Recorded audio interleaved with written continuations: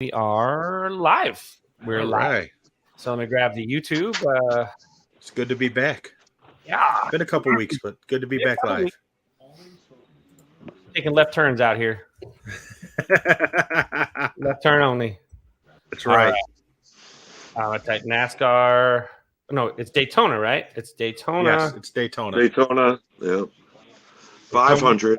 Daytona 5. NASCAR barely doesn't fit, but I just take one space. There it is. We're rocking. It is tweeted out. So now I'm going to share up from our account. And we also got to let everybody know we got a website coming too. That's right. We got to get a profile out there for YAHDOG too. It's true. Yeah. That's the best of YAHDOG voicemails too. Yes. Just like, well, I don't even. Well, I have to pull them off from each of the shows because I have to delete them off the thing, or I'll repeat them like I did the one about ice skating. Like I said, if you want me to ice skate, you're going to be drilling for oil. Jed Clampett. Exactly. I just wish I could make that much money. Yeah.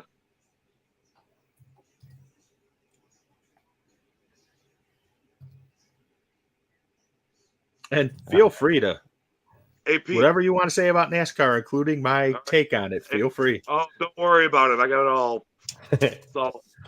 But AP, the other day you sent that throwback Thursday picture when you had hair. Yeah. Yeah. What was on the? I was right. Hey, yeah, the Walkman. What do you think was in the tape deck? What was in there? You think? I bet Duran. Based on no. Based on the picture, based on the year. Based on the year, I know that was taken in 1984. Okay. And the reason I know that is because of the girl I'm sitting next to. So Van Halen? It was either 1984 by Van Halen or Sports by Huey Lewis and the News. Oh, okay. Oh, very nice. Yeah. It had to be one of those two. It's I Need to Do Drug on that album. Yes. I Want a New Drug. Yes. I Want a New Drug. Right. Yep, that's on there. Yeah, that's a good tune. It had to be one of those two.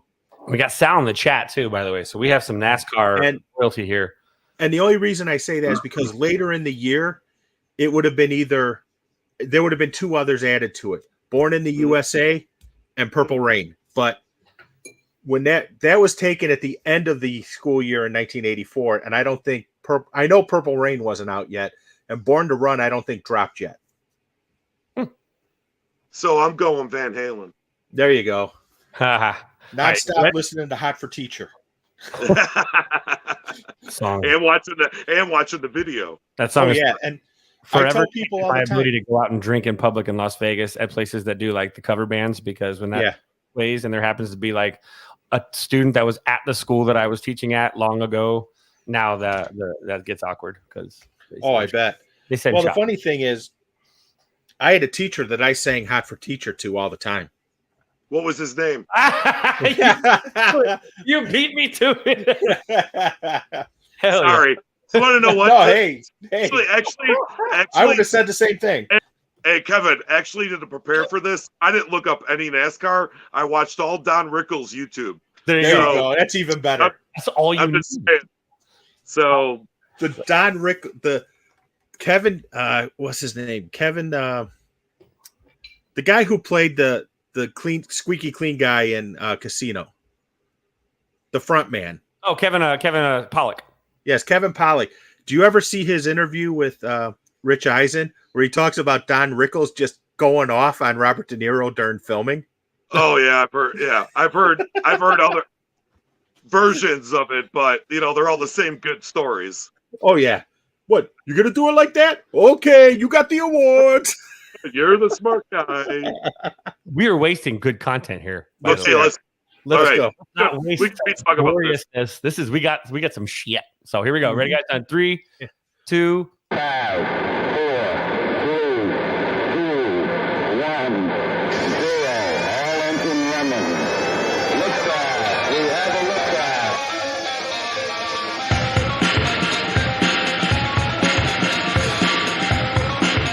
It's time for The Tainted Glove, starring your favorite man of questionable character, Aloha Mr. Hand. Hey, bud, let's party. And the Holy Reverend K-Fitz himself.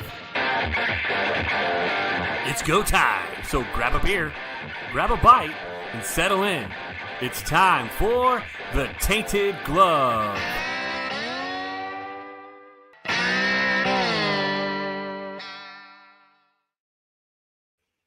Aloha and welcome to the Tainted Glove. Today is February 15th, and we are hoping to accomplish more than MLB and the MLB Players Association have accomplished the last 3 months. I am your host, co-host, Aloha Mr. Hand. With me is, as always, is the Honorable Reverend K-Fitz, and we have a special guest today. You know him by his name. You know him by his logo. The one and only YAHDOG is here to join us to talk NASCAR, and I'm sure I got to hear a lot of shit about my NASCAR takes. So, fellas, take it away. Thanks, Pete. Yeah, welcome everybody. Thanks for tuning in this week. It is a real special. We're so happy that YAHDOG can join us. The most recognizable hashtag on White Sox Twitter, especially as we approach the 108 tournament. That's right. That got some stuff about the 108 tournament later. It's a hashtag of note for real. And he also, he apparently has been doing some studious work reading NASCAR Chronicles. But we do appreciate you guys all joining us this week and talking some NASCAR with us.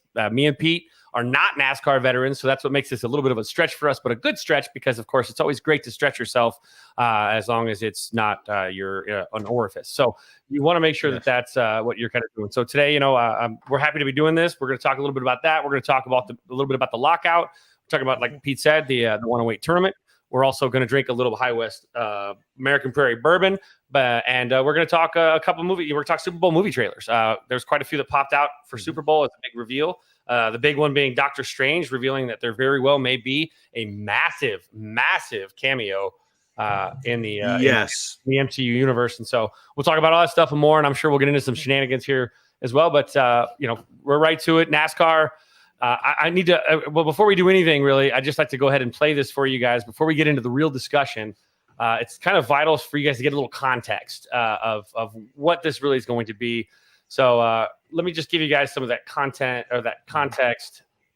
And I need to find it because it was just here. And of course, he lost it. I did. I thought I had it ready to go. And then here we go. That's not it. And I need to just at lower score aloha. But yeah, we're going to definitely be talking about how a certain member of this podcast has a specific disposition towards NASCAR, hence the name of the title of the episode, which is YAHDOG. We'll get to that, which is obviously the left turns only. So here's real quick. This is where this all begins. Yes. Andrew Vaughn podcast. We talked about his usage. And this is where we also, I think that episode, we talked about. And it went off the rails. It did. It did. It was actually our most played show yet. So This is where it all began. And YAHDOG took it to the extreme of tweeting Layla Rahimi from The Score, asking her if NASCAR was a sport. And she said yes. And then he proceeds to tell her that good, because this proves, aloha, Mr. Hand, wrong. Which Layla responds, well, I like you both, so you guys need to figure it out. So, Layla, we are here to figure it out tonight here on the Tainted Glove. So let's get right to it. Pete, before YAHDOG breaks it down for us, NASCAR, thoughts? Yeah. Let's see. First, it's guys doing 100 miles plus an hour. Be on I-55 or 355 at 2:00 on a Saturday morning. It's the same thing. Second, they only make left-hand turns. They go drive around in circles. Hell, I can go do that in Marquette Park. That's when I was a teenager, when I first got my license, that's what I did. Drove around in circles in Marquette Park. It's the same thing. Okay, so there's that. very reminiscent of the great George Lucas film from where Harrison Ford made his debut, where everyone just drives up and down the road. Yes. But And by the way, Sal, fuck you, Sal. But Sal saying they go closer to 200. I would suggest be on 355 or 55 or someplace like that, 2:00 on a Saturday night, Sunday morning, or Friday night, Saturday morning. You'll get the same thing.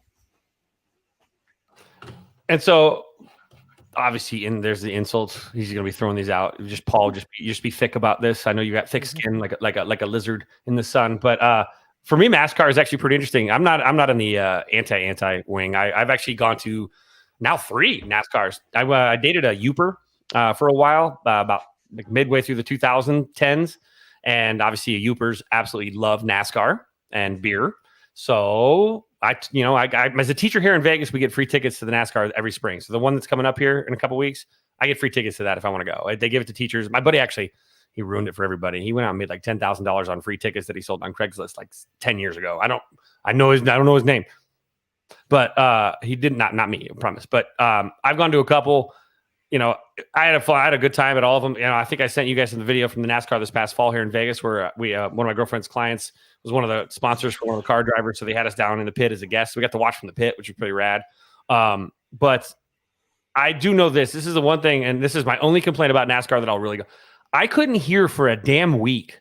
No one told me to wear earplugs the first year. I honestly, I couldn't hear my students until like Thursday or Friday. And I had to teach all week. And I'm like, what? Like Pee-wee just like with the big old ear, just looking. I couldn't hear anything. So my biggest thing is if people don't, anyway, you gotta, I mean, that's the only part is if you do go to NASCAR for the first time, make sure you're wearing earplugs or headsets because I didn't notice the damage was done until the damage was done. And we made a full NASCAR out of it. We stopped at Chili's on the way home too. That was really great. So anyway, that's my experience. Don't hate it, but don't, I'm not someone that sits down on a Sunday to watch it. YAHDOG, NASCAR, what is it for you? And what do you love about it, dude? Yes.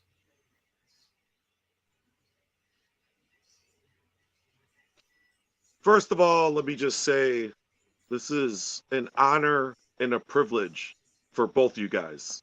You're right. You're welcome, number one. All right. So, second of all, my mother's watching. So I'm glad Pete put his hat on. But it's my mother's birthday today. Happy birthday, Mom. She turned 67 and she told me not to say any swear words. So I told her I would only say shit. And then maybe something later. But Pete, number one. All right, Kevin played the video. I mean, the audio of what you said about what the tweets were. But the actual tweets were just a little bit different. Because number one, it was me, Jimmy V, all right, the great, and I don't have the chat on right now because I don't want to, and White Sox Sal. Yes. And so we were doing our own thing. And I guess you were so bored that you needed to go, I'm watching a real sport. Everybody could make a left turn. I'm like, dude, where did you even come from? What you did, you made a left turn right into our chat. All right. Proves my point. That we weren't even asking you. We weren't asking you to join. Number one. For the record, too, I would like to. For the record, I would like to submit evidence. Exhibit A, Pete tweet number one. Roomba probably takes more skill than driving NASCAR. Right. Kevin, especially with all the cats at Casa de Beef. What? What? I don't remember reading that one. It's a good one, though. That's a good one. September 7, 2021. Did I say that? Goodness. Really?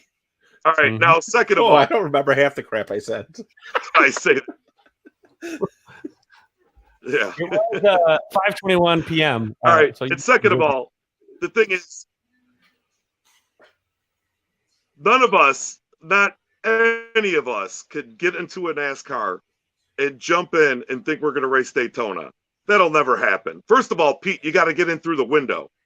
So Yeah, that ain't happening. I agree. Me and Kevin will already be 8 laps down before you even get in the car. Yeah, but we'd also be 4 beers deep. So I'm just. Well, they don't let you drink and drive at NASCAR. They used to. Well, they just let you drink or drive. They just watch you drink. Well, no, back in the day, these guys were smoking cigarettes, driving.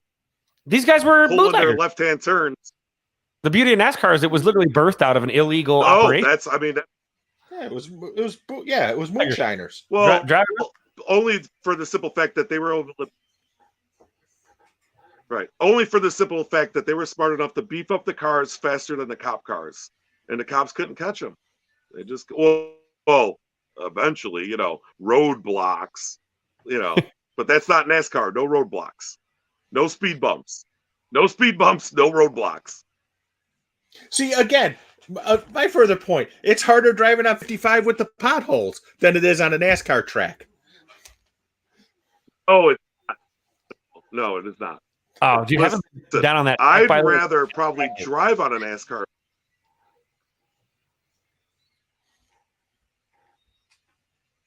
But now I-55 with potholes.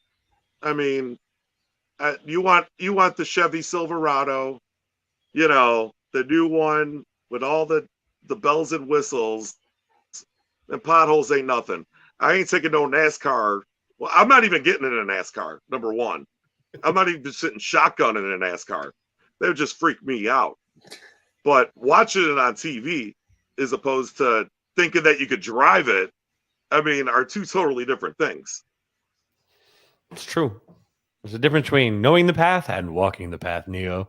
And that one of that is driving. I can't even drive the damn golf carts, man. And not even that. All right, so let's.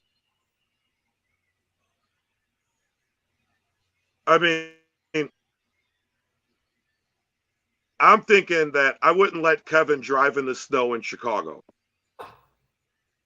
I've driven with Kevin on the strip in I Las wouldn't even Vegas, let you and I don't jump. know about that.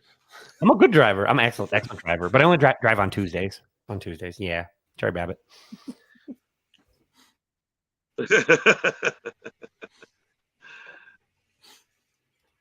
I could drive in the snow, though. Actually, when it snowed here, when that weird hit a couple of years ago, I was probably, 2010, I think. So probably 12 years ago. My God.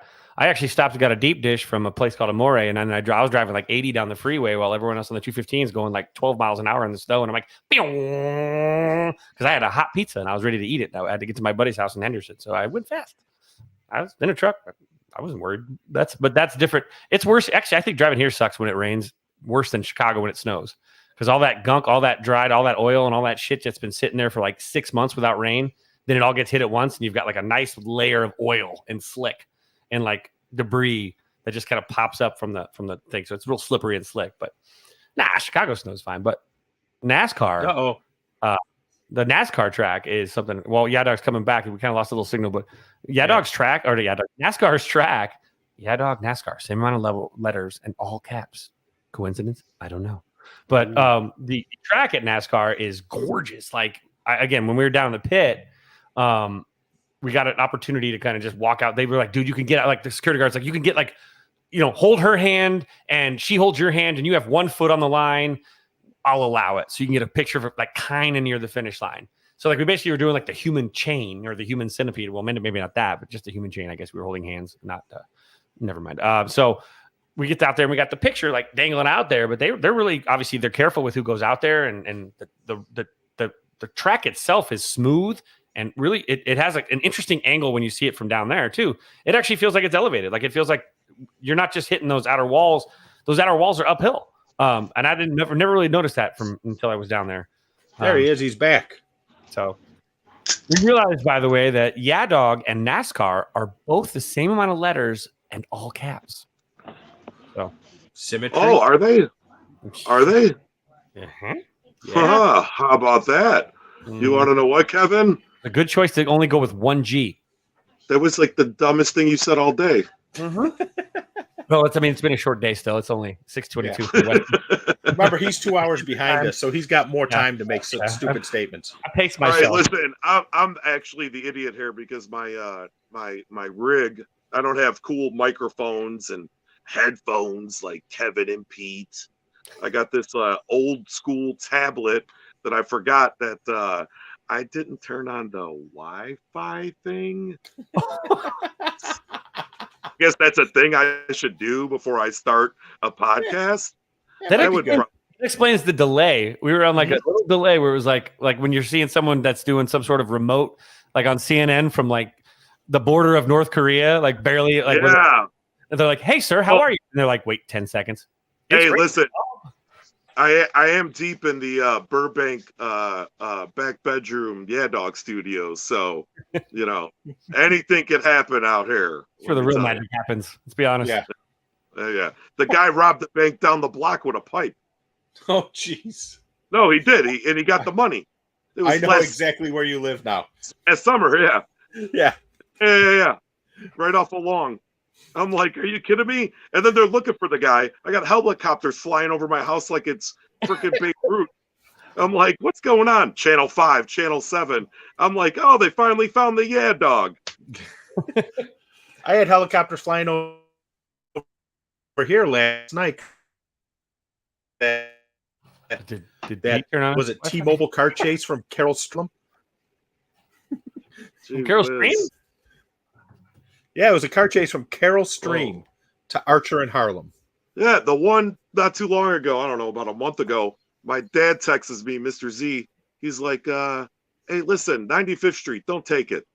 I'm like, okay, turn, make a left. Find out later, the guy right down the block from my parents' house, they jacked the car in like Gary, drove it all the way to 95th Street, exited. And then the guy's hiding underneath the car at the Mazda dealership. It's like see, that's more NASCAR than NASCAR. Hey, no, that's that's more Jackio car than NASCAR. Do you guys remember? You guys are old enough to. I could actually reference this, and like everybody that's actually on this podcast right now would have been at least in high school when this happened, or a little bit older. Do you guys remember the bank robbers that crashed into the McDonald's in Roselle? And then when they were on trial, they tried to escape, and there was the big shootout in the courthouse. Yes, I do. I remember the shootout. Movie with Luke Perry, and like Ashley Judd. Ashley Judd, yeah, that was literally across the street from my baseball field, the Legion Field, where I played. That's actually where I used to go across the street and get a double cheeseburger before I'd pitch. Wasn't that movie called A Normal Life? So, yes. Mm-hmm. Yeah. Yep. Yeah. It was. Yes, I remember that. I remember the shootout more so than the bank robberies. The bank robbery was literally like, oh, that's cool. Well, I'll tell you one thing: if it was anywhere in the timeline of the OJ trials, then I probably didn't see it. This would have been before the OJ trials. This is like I'd say like 93. No, I'd say it was like 90. Let's see here. 93. You lived across the street, dude. Oops, I spelled that wrong. 93. I don't know. I think it was earlier than that, but it does make me think about the late Luke Perry, though. Very sad. Very sad. Yes. But so tell us, so while he's looking that up, tell us more about NASCAR. What am I missing? 91. All right. Well, let me tell you. All right. So here's 91 because you just looked it up. Mm-hmm. Oh yeah. Right. Pete was closer. But all right. Here's the thing. We used to go like when I first started watching it. All right. It's like, all right, you're watching it. You see what's going on now. Like Kevin said in a bunch of earlier podcasts, like when you see the bench clear in a baseball game, no one's fighting, right? Maybe in the 70s. Nowadays, that shit ain't happening. NASCAR, you get some guys that are riled up, you'll have another guy waiting in the pits, and they will allow them to beat the shit out of each other. And there is no, like, it's like, okay, that's the way they do. But when it comes down to like people just taking people out, like if I didn't like you today, Pete, right? And you're driving down your I-55 with your potholes and I get the chance to bump and run you into the fucking cement wall, you're not going to like me too much. The next time you see me, you're probably going to want to punch me in the face. So every day these guys are racing against each other. they just want so badly to just embarrass and take the other person out at 180, 200, 150 miles an hour and not think twice about it. Be like, sorry. Now, here's the other thing with race car drivers, okay? I don't know if you guys have ever watched the show, the original Top Gear on BBC. No. Nope. Anybody? Okay. Well, the I'm three sure Sal guys, probably it's has, the 'cause he's got greatest no fucking life. show. Well, he's seen it. Well, he's a car guy. But now listen, these guys, you got one guy, these guys from England, you got one guy, Jeremy Clarkson, another guy, the Jeremy Clarkson guys like race it till the tires fall off, right? They're just regular guys. They're not race car drivers. You got another guy's like treat it right, put the wrench, whatever. Then you got the other guy, the little guy, makes fun of the two of them. So Jeremy Clarkson wisely said, now the show, I wish one of you would have seen it because there's probably people out there know what I'm talking about. Top Gear is the greatest. But he says race car drivers have something in their heads that regular passenger car drivers do. Uh-oh. He's given a great explanation and he's muted.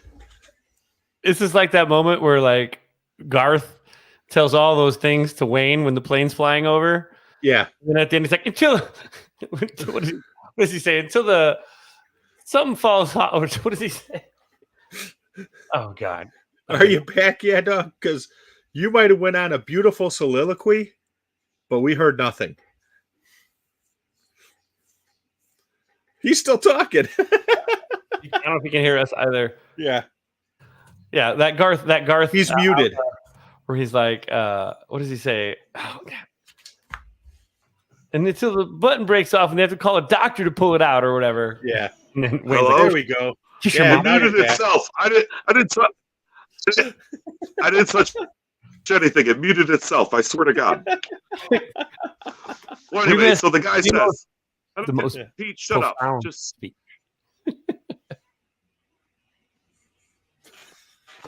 Oh, worst there it goes. episode of this show ever.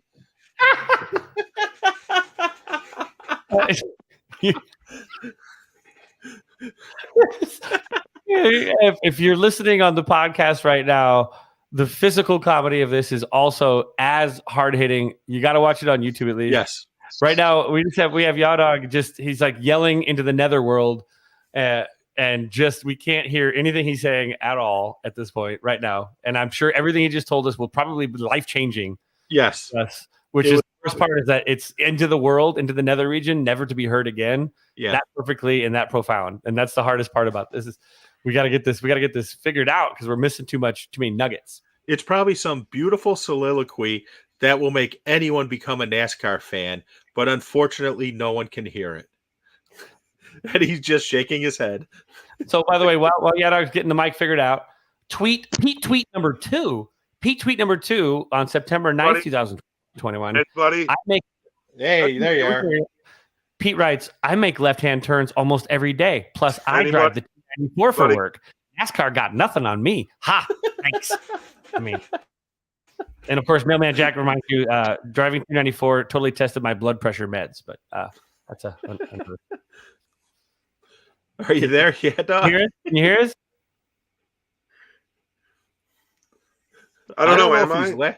Oh, there you are. We heard you. A little bit of lag. We just got to play with the lag a little bit. So we are doing CNN to our correspondent that's in Baghdad right now. He might actually be in Daytona. Is he frozen? Oh, there he is. Yeah. Now he's doing the max headroom. Woo, woo, woo, woo, woo. You should have the special. Yeah. Sorry. Maybe pop back in. Yeah. Try popping out and popping back in. That could help. Because yours is muted right now. How about that? Oh no, he's toggling on and off of mute. You had yourself muted. The host has your mic. Oh, did you mute him, Kev? I didn't mute him. No, I haven't. Says the I didn't host had my mic mute. It might have muted you when you froze, maybe. That's what my dumb thing told. But we got Right, we now hear I'm you talking now. about dumb shit instead of NASCAR. Well, Well, it's, isn't it one and the same? Well, now for like I guess I got 8 seconds. Oh boy. At first it said you have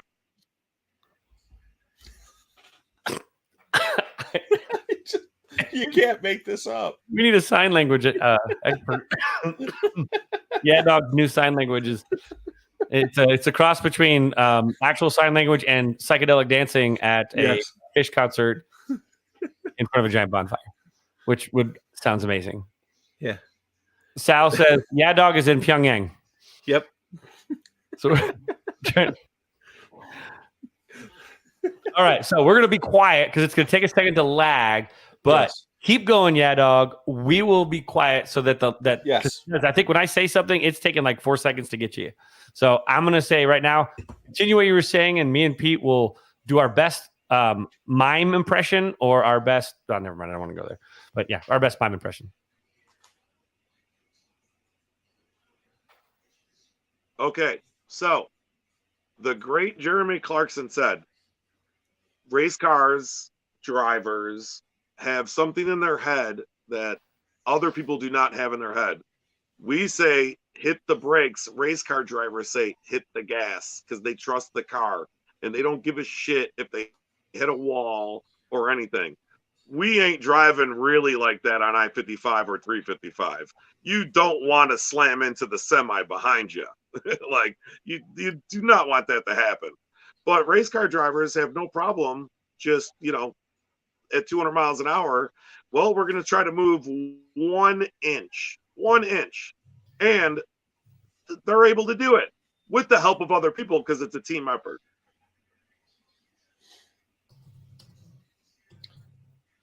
I would hope that race car drivers don't want to slam into the back of a truck because they're basically sitting on nothing but pure gasoline and their ass would explode. Yes.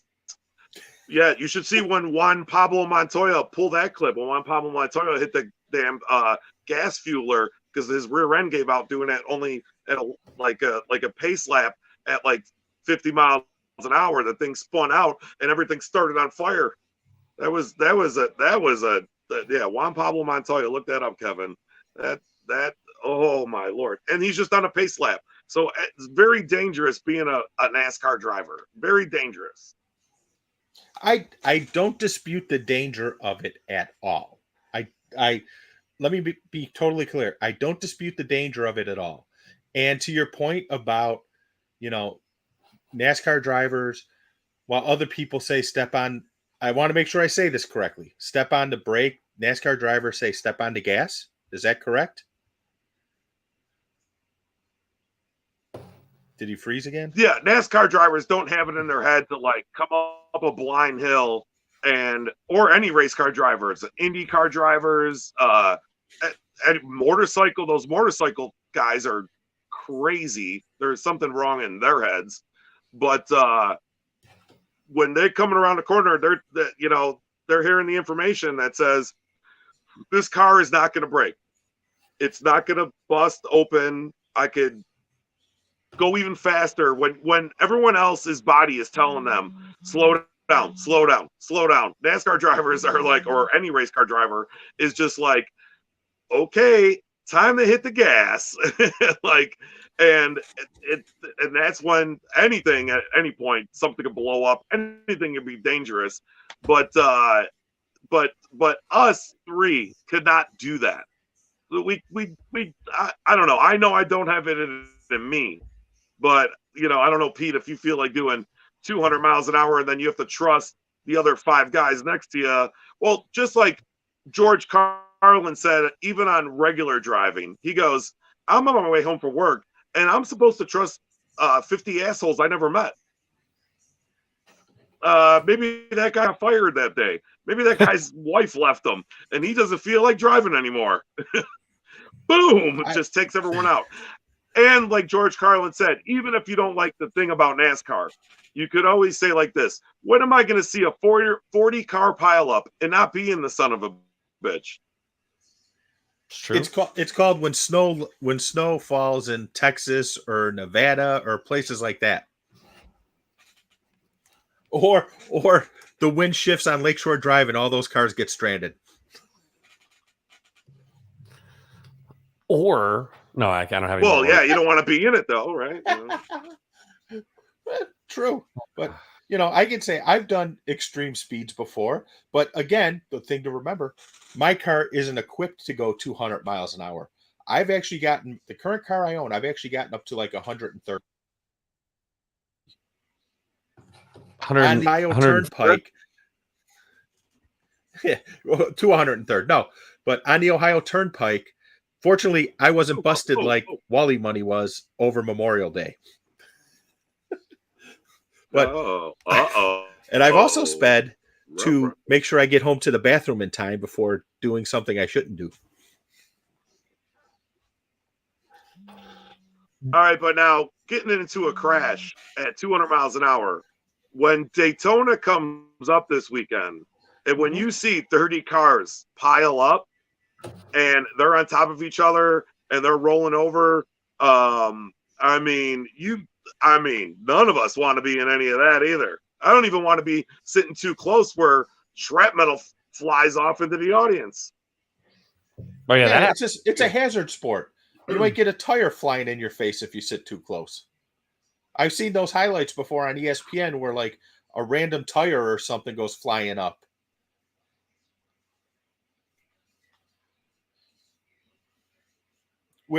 So aside from my NASCAR ignorance, who do you think is going to win? Say nothing if it's going to be your favorite racer, Kyle Busch. Yeah, blink twice if you just want to say fuck you, Sal. So YAHDOG's favorite driver is Kyle Busch. He loves him. He's got posters of him on his wall. He even has an autographed Kyle Busch, which is weird because he hasn't manscaped in like 13 years since he got the autograph. So it is what it is. But so you're on mute again, YAHDOG. When you guys tweet, oh gosh, he is. When you guys tweet at YAHDOG, make sure you remind him, go Kyle Busch all week. Yes. Does this work? Oh, it says your mic isn't connected when I try to unmute you, but I am getting sign language, and I can interpret that meaning to say Kyle Busch is number one. Yes, and we just saw YAHDOG give the Kyle Busch is number one. No.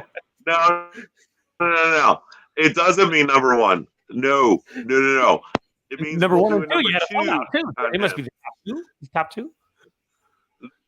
Oh no! Listen, this fucking goddamn thing. The punishment for muting is we talk about how much you love Kyle Busch. So no. There we go. One of the best lines ever from Revenge of the Nerds. We got Busch. Who's gonna win? It's be Chase Elliott or Kyle Larson's gonna win. Chase Elliott or Kyle Larson. So if I go out to my handy dandy sports betting app, yeah, that's what my money would be. That's where your money would be. I'm doing it right now. So okay, hold on. Let me get this thing opened up. Anybody can. I know that anybody can win because last time I bet on NASCAR, I think I bet on the peanuts, the guy with the M&M's peanuts on his car. The peanut M&M's. I like M&M guy. I sat behind him at the Field of Dreams game. That's the other Busch brother, isn't it? Or something? I don't know. I know I bet Kyle Busch once and he lost, but Kurt Busch is the cool. Kurt. I think that was Kurt. Yeah, Kyle's kind of both. I mean, they're Vegas guys. They're here all the time. We deal with them. NASCAR. What did it say? Racing. Yeah, Kurt's the cool. Auto. All right. So NASCAR Weekly. We got the day. So who were the names? Who was it? Either Chase Elliott or Kyle Larson. Kyle Larson. Kyle Larson. So I'm going to throw down some bets on these. Yeah. Plus 1,000 for Elliott. Plus 1,000 for Larson. And then I'm throwing one for plus 1,200 for YAHDOG's favorite driver, Kyle Busch. I know that's got to work well. I'm going to go ahead and throw that down on those. So, and Sal just told us that Fords always do well at Daytona. Logano could win it. Anybody could win it at Daytona. I It's mean, true. people, that's the best thing about that. You could come back from 15th with 5 laps left. And if you're hooked up with the right guy aerodynamically, you're going to the front in 2 laps, 3 laps, easy. So anybody could win. So you never really want to go with the guy that's in the lead, really, because the guy that's probably in like 6th or 7th with 2 laps left, that's the guy that's going to win. Yeah. Why?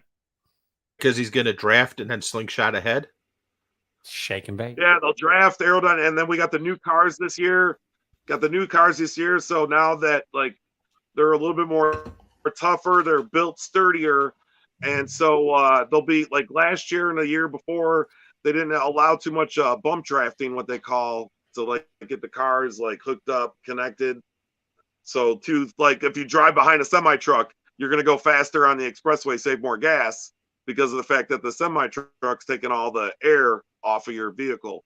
So when you get a couple guys that are teammates, or if they're both Chevys or both Fords or both Toyotas, even though they're not on the same team, they will hook up for the manufacturer to try to move forward as best they can. So I would never bet unless the number 1 and number 2 guy are way ahead of the lead pack, lap 6 or 7 or 6, then I would say if they're all kind of bunched up together, in which there will be 2 to 3 cautions before that even happens, because people are going to start getting crazy and cars are going to start binding up. So you're going to see a lot of green, white checker, what they call it. It's kind of the overtime of NASCAR, where because before years ago, the races would end in caution and it was boring. Yellow flag, guy rolls slowly through, race is over with. People want to see extra innings. People want to see overtime. So you're going to see. So who's ever in first or second, 6, 7 laps, 8 laps left, they're not going to win the race. That I can tell you. So quick, Pete, and we're going to obviously throughout the show, we're just going to continue to unveil these pieces of evidence in these Pete tweets. So another Pete tweet number 3, in response to a tweet by you, Paul, was, you should see K-Fid's DM with me. Yeah, our DMs are pretty tight. And they really are pretty much, they have no real clock, by the way. They usually can happen on noon on a Tuesday, or sometimes at 4 a.m. on a Thursday. Mhm. But anyway, you said, I'm not surprised I'm not off the show, but I'm thinking I'm going to send Aloha gift certificate for a $50 cigar. And then he says, NASCAR updates. What do they say? This is from Pete now. Racer X made an awesome left-hand turn. Will it be NASCAR gossip? Something like Speed Racer got into a fight with Chim Chim. I don't know who the hell Chim Chim is. I remember that one. Chim Chim's the monkey. Oh, okay. So we're talking about the monk. Okay. Because I'm like sitting here, I'm like Chim Chim. I'm like, I kind of need a deep dive into Chim Chim. But that was another moment. But with this too, you talked about, Paul. You talked about how the how NASCAR, you know, these are a lot of these guys all know each other. They're all on the road together. They're traveling. They're in they're in their trucks and their trailers, and they're all driving in the same carpool. And they all and I noticed that when we were there for the one. They got a lot of, and not even that. Like all the guys that are the pit crew guys, they're all like college football players that didn't make it to the NFL. A lot of different athletes that get into NASCAR because of the team sport that it is and the effort that it takes to, like, it's not just some dude getting in the car and driving. Like he just everything has to be done. Everything has to be fixed. Everything has to be right. So like Pete, if you're driving your passenger car and your nice light tells you, hey, your left rear tire is low. You gonna keep on driving around with your left rear tire low, or are you gonna fill that baby up? I'm gonna drive around long enough to find some place where I can fill it up, or take it to the dealer and have them do it. Because I actually had to do that yesterday. Exactly. More likely, you're gonna take it to the dealer and let them fill it up, right? Yeah. Probably, yeah. Yeah, because that's your pit crew, the dealer, the dealership. That's your little pit crew. Pete's little pit crew. But the difference is jumping in. Oh, let me fill the tire for you, buddy. I'm not sure if you could do it all by yourself. Okay, you can go drive now. Have fun, Pete, with your little car thing you do, making You know your little left-hand turns. You know what I learned though? Speaking of again, it is a team. Your driver's just an extension of a team.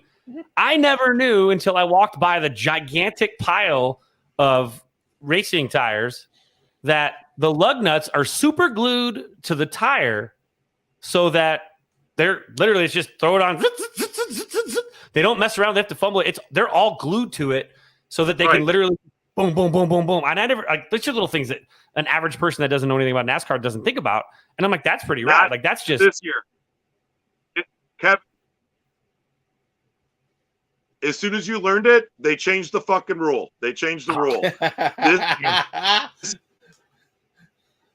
See, there was a competitive advantage and they got rid of it. like service time in the majors. Anyway, we're trying to get him back again. We got a little bit of it's not even muted this time. Let me see what happens when I mute it and then unmute it. Look at him, man. He's going to town too. Nothing happens. It says you can't unmute your guest. Their mic isn't connected. Wait, is he back? Oh, all right. We're going to talk about Kyle Busch again. I'm back. There we go. I'm back. You're back. I'm back. Back again. Guess But who's- so the series that you saw, the Xfinity series, they still do that. But the top guys, the Cup guys, it's one lug like F1, like the open wheel F1, Mario Andretti type style. So that's going to be a new challenge for the pit crews this year to see how they handle that. Okay, so that sucks then, because the coolest thing I thought I saw, besides of course, like obviously the driving, was that I thought that was neat. But damn it. So with NASCAR too this weekend, learned something. It's out the window. Right? God, I'm just. Well, there's a couple comments here I want to run by you. First is, oh, that's the wrong one. Sorry. oh yeah. Well, the first is from Beer Garden Jim. Yeah, NASCAR can't even fill up their own tires. Ooh. So I think that puts us on par with each other. And then Let's get something straight right now. And then the really YAHDOG's quick, let's get interpretive something dance straight is outstanding. right Is enchanting. Anything Beer Garden Jim said, Yes. I don't. He knows. They just all bust my balls.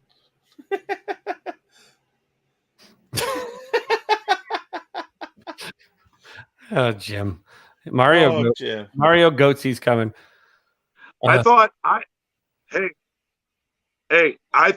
thought the direct chat was off limits. Hey, I will say this: a certain somebody invited and has Wesley Snipes in our DM. Wesley Snipes, Outstanding. he doesn't respond. I'm sure he just sits back in his home that's not purchased with tax evasion money and enjoys just reading such great banter. At one point, Jose Canseco was in there, but he really didn't contribute much. Yeah, but I think Jose scared, saw you and got out. He's probably like, yeah, that guy is a Sasquatch alien. So, But I invited him. did we're gonna get him to follow me sooner or later? I invited mean, Jim McMahon, and so is Pete. So I mean, Yeah, it's only I got logical. the Jim McMahon follow. And I'll just give a little 108 hint. I got a new follow that's going to be really fun come 108 time. Oh, I'll just say that. And I know there's a couple people who know who it is. is it bigger than a breadbasket? And then some. And then some. Is it Well, that's So with a knife? what's that? I said, is it sharp as a knife? Yes, absolutely. Put it this Is way: that- if it was the only knife in the drawer, I That's would what not thought. reach in and That's what I grab. thought. He's about to ask if it's as big as the baby's arm. Oh, goodness. It could be. Well, NASCAR. It could lead to a baby's arm holding a muffin. You never know. It's true. So Pete, obviously, he jokes a lot about NASCAR in here too. But with NASCAR, it is arguably one of the. I mean, when one looks at attendance, at least attendance alone, it's a fairly it's popular across the country, and I guess YAHDOG for you, dude. What would you say? What makes YAHDOG? What makes NASCAR? I mean, again, I'm going to keep mixing up the same letters in all caps. What makes NASCAR so appealing? And again, when you go to a NASCAR race, you have it. There's a crowd just like you go to a football game, basketball game, baseball game, a sports crowd. You can kind of see like everyone, who they are and like the kind of the personalities they have. What is the personality that is so drawn to NASCAR that you've seen, at least with your experience? Like, what it seems to be like the stereotypical NASCAR fan? What do they do with their day? What kind of person are they? Like, what is their likes and loves and turn on and turns off? I'm not trying to, meet one, but as far as date one, but I would like to know, like, what drives them? What is it that drives them and draws them to NASCAR? Who are they? Well, number one, it's everybody. It's like a great mix of people because you see people wearing their baseball hats, their football jerseys, so it's everybody that, but what really makes it probably before people even start actually watching it as like a fan on TV, because I understand it's hard to watch on TV if you don't know anything about it. But what really draws it is it's a 3-day tailgate.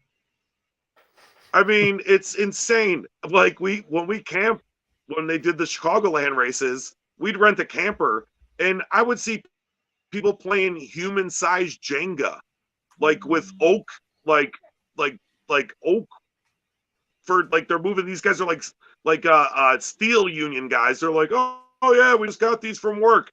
And I'm like, holy shit, well, I'm going to sit here and watch this because as soon as this thing tumble over, somebody's going to the hospital. Like, it's happening. But that just and then NASCAR is really good at, like, or where you're staying is really always really good at.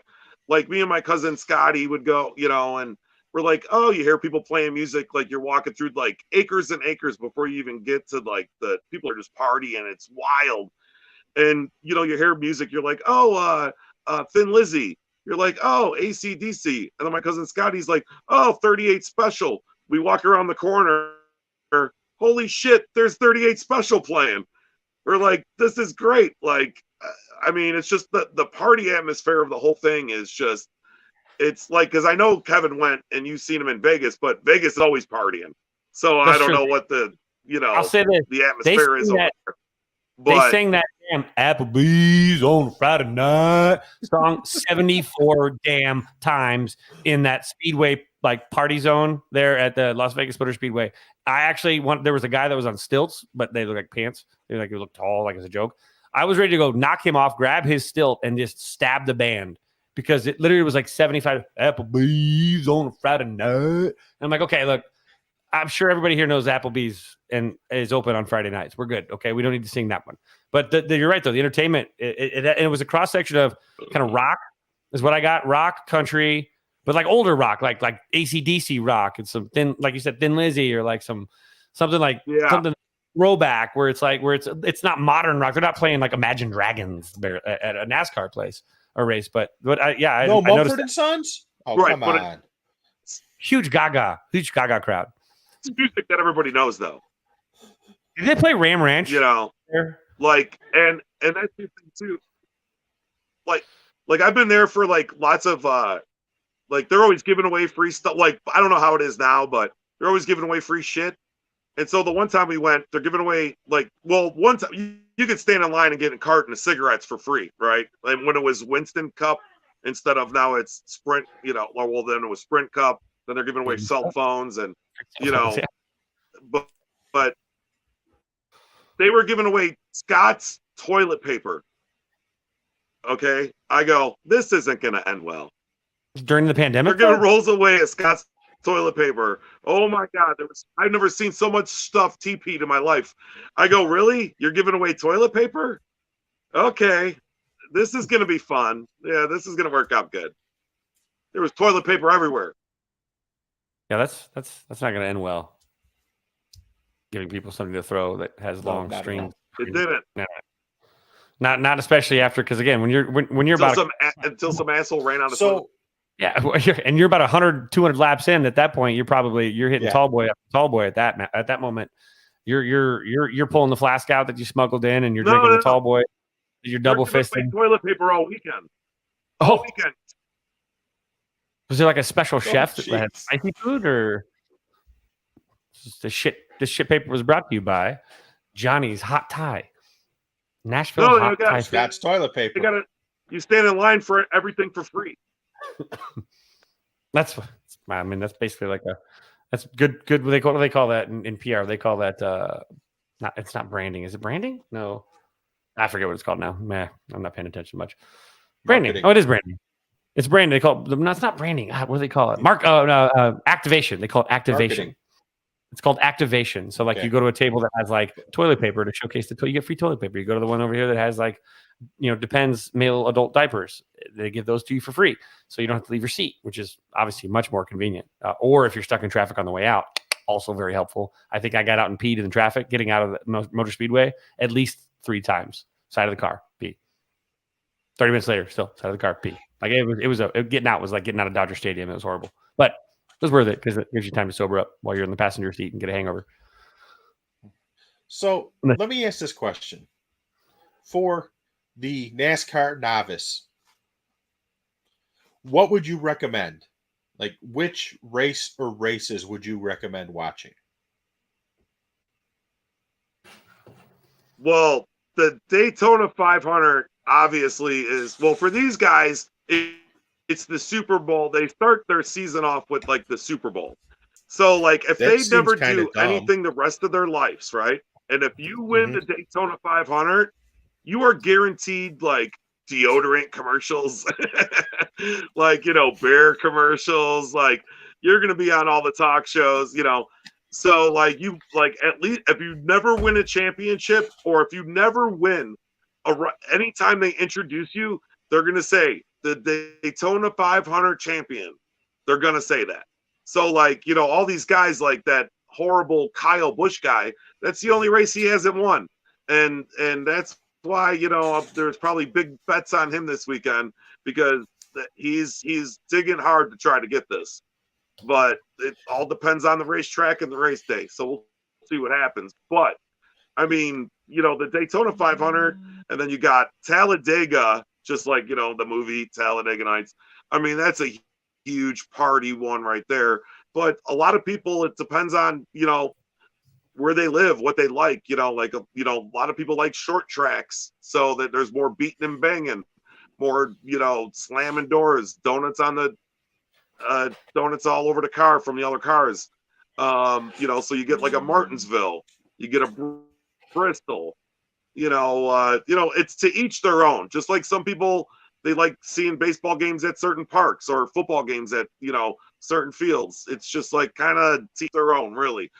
Actually, these people, I knew them, they would just go travel. They would like set their vacations for like 7 different weekends just to drive to like the racetracks they liked. So why do I feel like if NASCAR fans were walking down the street and they ran into F1 fans, it would turn into basically the Ron Burgundy fight sequence? F1 fans certainly don't have much to say about NASCAR, and I feel like NASCAR fans don't have nice things to say about F1 fans. I feel like F1 fans are kind of snooty, and like the Euro styles, and then then you got like American NASCAR, which I will tell you this: we go full boat. So, what is that real? Is that a thing, or do I just have friends that are just snobs that like F1? No, well, I don't know if it's a thing, but there's a difference. It's like going to a Pantera concert or going to a Steely Dan concert. Well, that's better. It's not like going to see like Metallica. There's a difference. Boys. Yeah, it's like so like we would get the free tickets when we would buy the weekend tickets. So we would get all the races that were at Chicagoland. That was the way to get our seats or whatever. And so I don't know, we did it for like 7 years in a row or something. But So we would go to those open wheel races, IRL. They're not F1, but they're close. And, you know, they're dressed up like golfers, like Pete. They're like golfer guys. They're not dressed like guys. Not Payne Stewart. You know. Though. Hey, I admit it. I wear. You see a lot of guys with like Cubs jerseys on. You see a lot of guys with like Cubs jerseys on. You know, it's one of those groups, huh? That's those bastards. Stay away from those people. I mean, yeah. So those are the tickets you have a large ego. Those are your people, Kevin. Those are my people. Yeah, it's true. I'm at the true. NASCAR one like this. They're Pete's favorites. They're the ones that say they love Ryan Sanders. You know, I'm in the mosh pit. I'm in the mosh pit, and everyone's watching the open wheel cars go ring, ring, just following each other all race long. No, isn't that basically the same thing? Moving, just ring, ring. NASCAR. No, it ain't. Okay. IRL open wheel guys, they get to NASCAR, they're like, I can't believe that they can't do it. They're like, I can't believe they give awards for passing. They're like, you don't pass anybody in F1. Everyone just does 200 miles an hour and waits till the end of the race.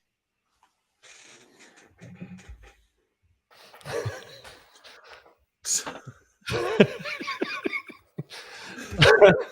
effects are top tier tonight. So it's the worst podcast ever. Worst podcast. Some sources say so. Yeah. So, but it probably is. So Beer Garden Jim just informed us that F1 is Pantera. Wait, who's Dimebag Darrell then? Yeah, exactly. Tony. My buddy's a diehard Pantera fan. And the other part is NASCAR is lame Steely Dan, courtesy of Beer Garden Jim. Wow, Jim's just active right now. He's throwing a lot. Here's the thing.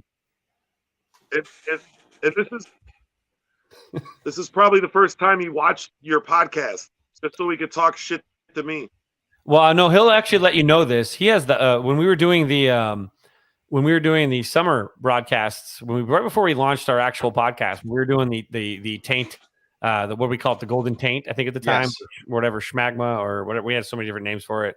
The one that Jim came on is still the highest viewed video we have of any of our broadcasts. So Jim wants to make sure he tells us that. So I'm pretty sure we're gonna have to have Jim on so that we have like a twice, kind of like make sure that it wasn't just like, an outlier and it was perhaps just people were bored that night. And we'll get Jim on here one of these days and we'll talk some barbecue or something. Well, I think we get Jim on, and I think we get My Sock Summer on so they can argue about beer. Bless his heart. Bless his heart. He's a good kid. Bless his heart. Bless his heart. So I will make it a point to try and watch Daytona on Sunday. And I will report back on my thoughts.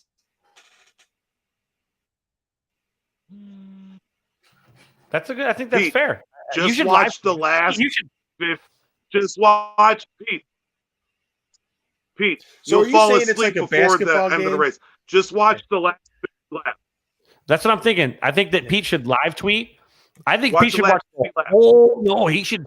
I think for the podcast, I think for showing some dedication, he should sit down with a bottle of Jack, and I think he should watch from the opening festivities, from the start of everything to the end, to the donuts. Do they drink milk at Daytona? Is that what they drink at the end, or whatever? And I would love a live tweet experience with Pete on Twitter, where everything that he watches, Mystery Science Theater and the hell out of it. I think that would be fantastic. 1:30 Central, huh? That's the Indy 500. Yeah. Oh, that's the Indy 500. What were they drinking? They were drinking like, I thought it was milk here too. I was like, it's a little warm. So, milk was a bad choice. Indy 500. Yeah. Okay, that's the F1 guys. That's the F1 guys. F1 guys. Yeah, I guess from a gambling perspective, Luke brings up a great point. Are there prop bets like when the first wreck's going to happen and everything else? Because that might be something to get into. Like, Let's see. is there prop bets for like which drivers are going to bump Yeah, each there other are and two stuff like that? stages. Manufacturer props? Chevy, I don't know Ford. how all the betting goes, but there's stages. I have to look into this. Oh wait, so now the big question. Sal says that YAHDOG and I will be tweeting. Do I get to join in on those tweets? Because I got yelled at the last time I joined in on your tweets.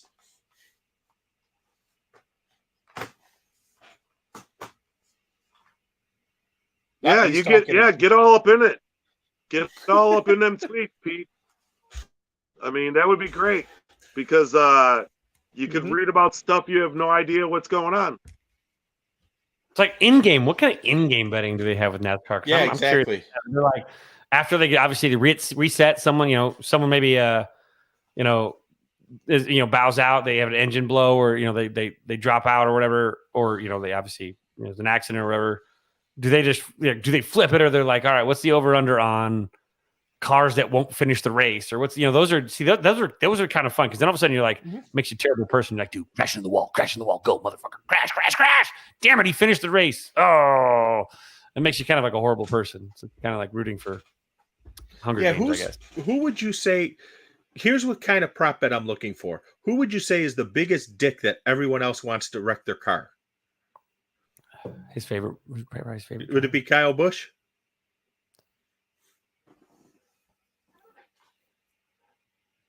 He's muted again. I hit the button again.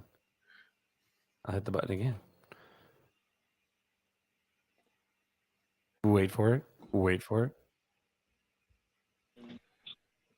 He was just telling us how much he loves Kyle Busch. That's what he wrote on a piece of paper. I was reading it. He's getting his Kyle Busch T-shirt out. Yeah. So those of you that can't hear him and can't see him right now, he's holding up a piece of paper like Kanye did on Sunday that says "Go Kyle Busch." See right now, again, he's giving us the he's giving the Kyle Busch's #1 sign. Correct. In binary code, 1 means yes, 2 means no. So he gave us just 1. So he was agreeing with us through binary code. We got double barrels now. We got double barrels. So who would be the NASCAR really turning equivalent on your microphone? But who would be the NASCAR equivalent of shake and bake? That's a good question. Who are the? Is there a dynamic duo in NASCAR? I know we got the brothers. No, well, you used to have back in the day. Anybody wanted to hook up with Dale Jr. Because he knew what he was doing. So they said if we hook up with him, we're good. If we get bumper to bumper, 200 miles an hour, he'll be all right. But nowadays, you kind of just got to go with your teammate, or you got to go. Chevy's got to go with Chevys. Ford's got to go with Fords. Toyota's got to go with Toyotas. So even that, do the drivers stick to that too? Like they're almost like cliquish, where you're like, you fucking Toyota bastard, and you're like, Ford, suck it. But they're not on the same team, so they're just like, people. That kind of indicate that they're on the same team if they're driving like the same model car. Yeah, pretty much. Yeah, they do have manufacturer meetings before big races, and they'll just get all the Toyota guys together, all the Chevy guys together, all the Ford guys together separately. And they're going to be like, hey, we got this new car going. We got this, we got that. Let's just see how, the new bodies work together. They will, to a certain extent, work together. But even teammates on a 4-car team will take each other out because being a race car driver is a very selfish, arrogant sport. And all you care about is yourself. You're gonna win. That's why you came there, to win a damn race. So not to make second, not to pull from Pete's one of his favorite movies of all time. Is it like the Sharks and the Jets, and then the police on NASCAR, and you're like, you walk onto the track, and like Chevy's over here, like, and then they're over here like, and they're breaking the dance in their jumpsuits, and they're like, they fake dance fight, and then the Ford shows up, and they're like, Officer Krupke, you're piece of shit. Your Ford doesn't run because it's made in, I don't know, I got nothing. So, but yeah, I'm sure that'd be pretty rad. I would actually tune in NASCAR. When you go to a race, Or if they had the drivers sing while they drove, karaoke, NASCAR. Okay, I'm here for Well, that. when you go to a race,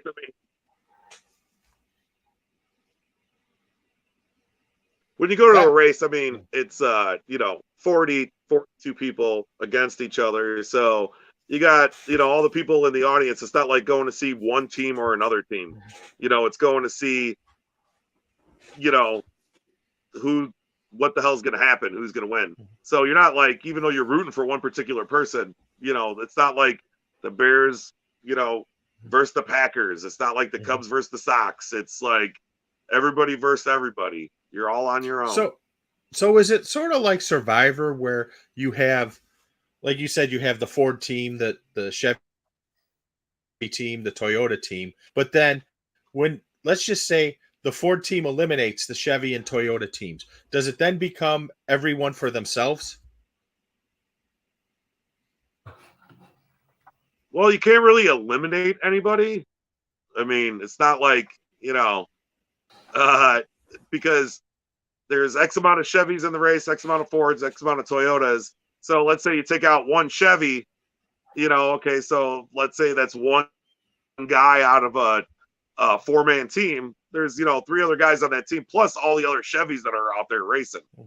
Back in the day, you had, like, let's say GM. So you had Pontiac, Buick, you had Chevy, and then with, Dodge used to race. Obviously Ford was always there. Toyota really didn't get in until very recently. Well, I mean, recently in NASCAR years, but they won't even let you like start a new, like Toyota. They wouldn't let them just jump in the Cup Series. They made them race like.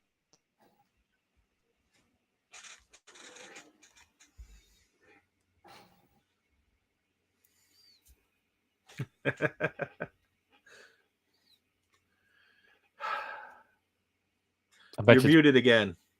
I bet you what he's saying was really cool, though. I do too. I bet it was very philosophical and would change a view of everybody. I like this idea from Yumper. I'm here for a Tainted Glove go-kart race at Haunted Trail. I think that would be pretty awesome. Hey, let's face it. I don't think I'd fit in a go-kart. Let's be honest. I mean, we could stop at Santa's Village too while we're at it and die on the roller coasters that are rustier than shit. Oh yeah, man. I just want to know if Haunted Trail still has a Donkey Kong and a Galaga games there. Ooh, that would definitely mean happiness. Galaga probably is happiness. Galaga. So, yep. Attica. Yeah. Oh, sorry. I just got hit. So I will say this. I will make it a point to try and watch the race on Sunday. And I will tweet along during the race as to what I see, what my thoughts are. And you and Sal and who else was involved in that? Who else is a big race car guy? Jimmy Vinicki. Jimmy V. Feel free to say whatever you want to say. You can call me. I may say something, and you may say you're an absolute idiot. That's not what's happening. Feel free. Even better. That's the best part is you're going in like this is kind of like NASCAR popping Pete's cherry for the NASCAR. So it's gonna get a little messy. It's gonna be awkward. Conversations might not come out as they were supposed to, and I may need a cigar after, But it also involves cars, which sounds much like how I lost my virginity. So, I might just get. I might be so inspired. I may go drive around Marquette Park after. You never know. Come out. Pete's out in the parking lot at Comiskey, and he's or guaranteed. I'm in Lot B doing donuts. Hey, Marquette Park. Marquette Park ain't all lefts. It's a road course. Marquette Park's a road course. Marquette Park's all lefts. If you go on the west side of Kedzie, it's all lefts. You can drive around it. I'm talking about inside, man. That's what we used to do. Well, when they used to let everyone drive around it, they don't anymore. Yeah, that's true. Yeah, but this ain't the Blues Brothers. Do they close it off at like 8:00 at night now? I don't know. I don't even think they let anybody else drive on it, except for the police. It's kind of a cool thing they do out here in Vegas at the Las Vegas Motor Speedway. I think it's Friday nights and Saturday nights. You can go out there, you can sign a waiver, and they let you bring your muscle cars and all whatever cars you drive, and they let you go to town on the track. You just got to sign a waiver, and you can actually. They do kind of like they're not races, but they let you kind of get your cars going up legally. So it's like again, you have to like sign a waiver. There's a little bit of a process, but it's pretty rad. My uncle he's got a Monte Carlo that he built himself, and he gets that sucker out there. Kevin, Kevin, they let you do that everywhere. Oh, okay, well, I didn't know that. They let you do that everywhere. Everywhere. They won't let me do that at the local grocery store. I'm just letting you know. Not everywhere. They won't let me do it in the parking lot over at do it. Raising Cane's. They get mad. I tried. I've tried to do stuff like that. Well, in the it's not a parking lot racetrack, of- Kevin. Time is a flat circle, and racetrack's subjective. Yes. For little Racetrack people. is what you make of it. Look, for ants, that's like Le Mans, okay? Hey, So- 65th Street isn't a racetrack, but come by here on Saturday night, you'd think it was. We get that here in Vegas now. Now everything's just the donuts in the middle of the intersection that block traffic. Someone's watching too much Fast and the Furious. That's what I'm saying. But so, all right. So NASCAR being this Saturday or Sunday, excuse me. But so as Pete, and this is we kind of tie a bow on the NASCAR. Well, it's all weekend. All weekend. Right. I was gonna say. So for Pete, as he's paying attention, what is the traditional NASCAR weekend? I know it probably starts Friday, Saturday, and then Sunday. YAHDOG, take us as the last big thing. What if Pete were to watch with an open eye, observant eye, with his, with his eagle eyes? What is he going to see if he tunes in starting Friday when it comes to the NASCAR stuff? What starts it? What continues on Saturday? And what is Sunday? How does that all play out so that people know what to look for and when to look for it?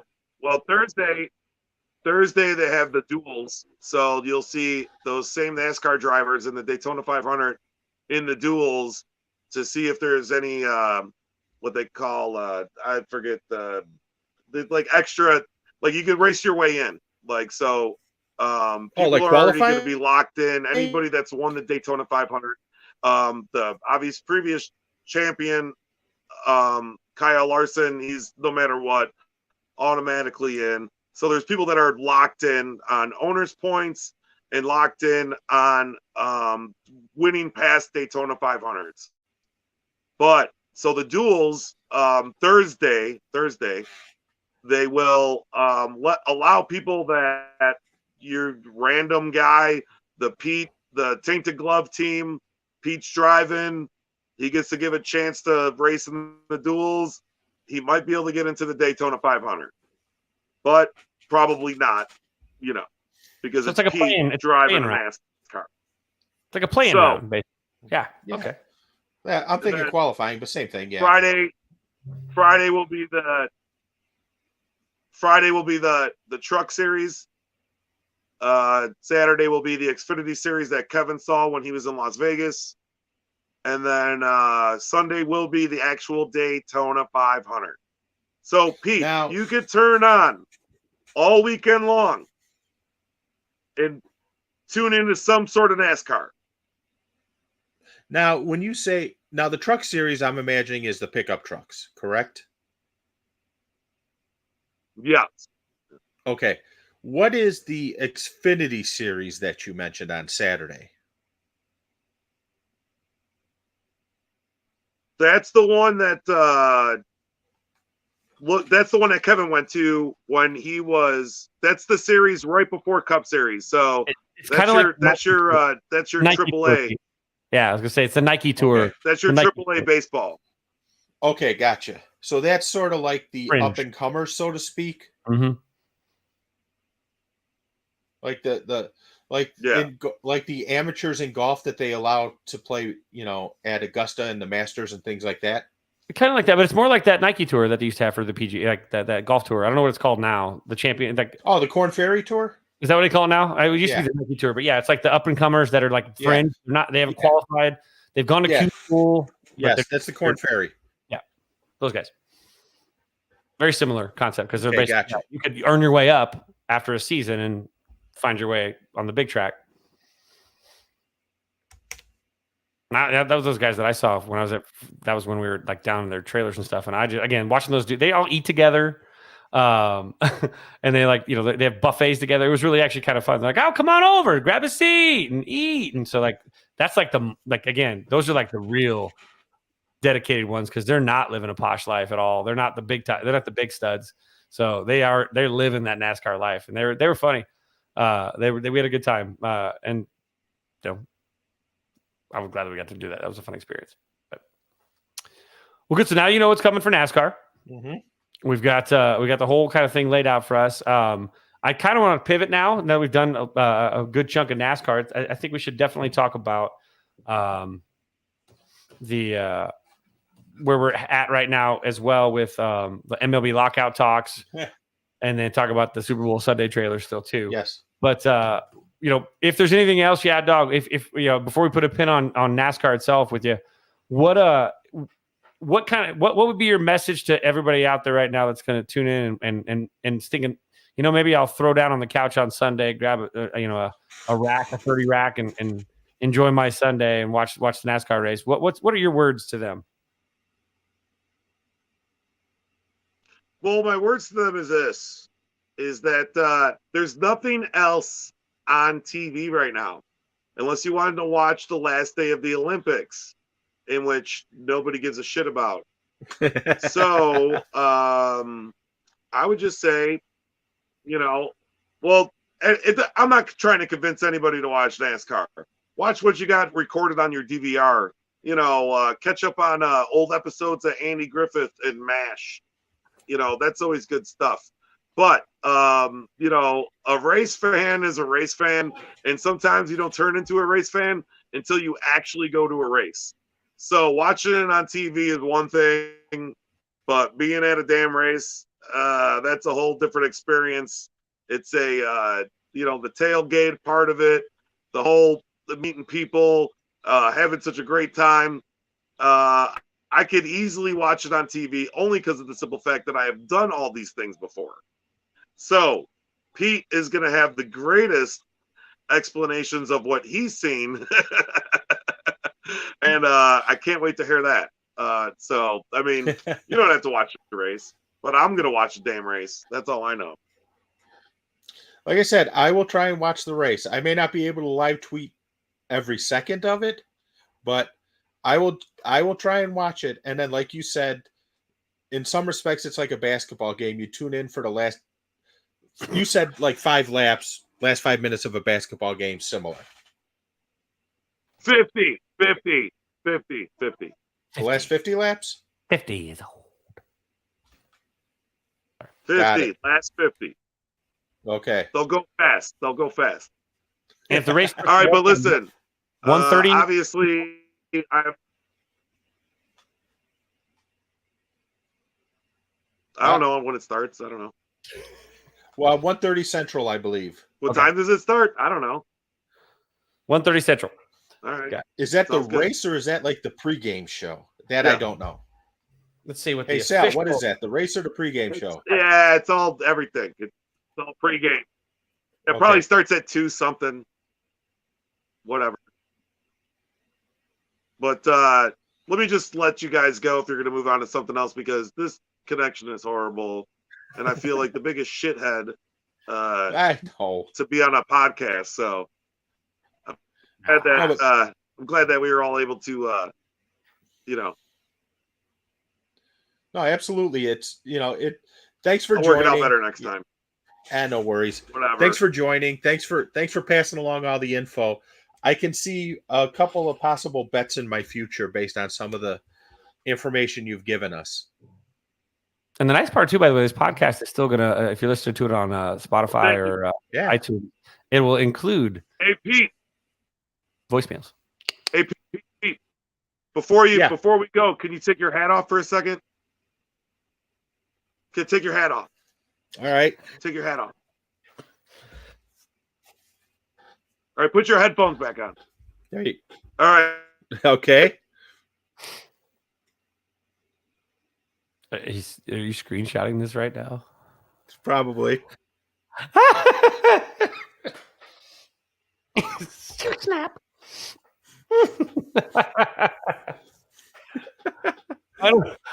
whatever that meant to, though, man, we are appreciate. Thank you Yes. so much for coming on, man. We Yes. really do appreciate you Yeah. coming on here. You're All right, always a love blast. you guys. All right, But man. yeah, dog, man, thanks for coming on, bud. We'll talk to you later. Yeah, sounds good. Thank you. Thank you much. All right, love you guys. You All All right, right, buddy. later. bye bye. So good, so good. So with NASCAR, we got through the NASCAR. Yes. We've got. I that have an in- assignment now.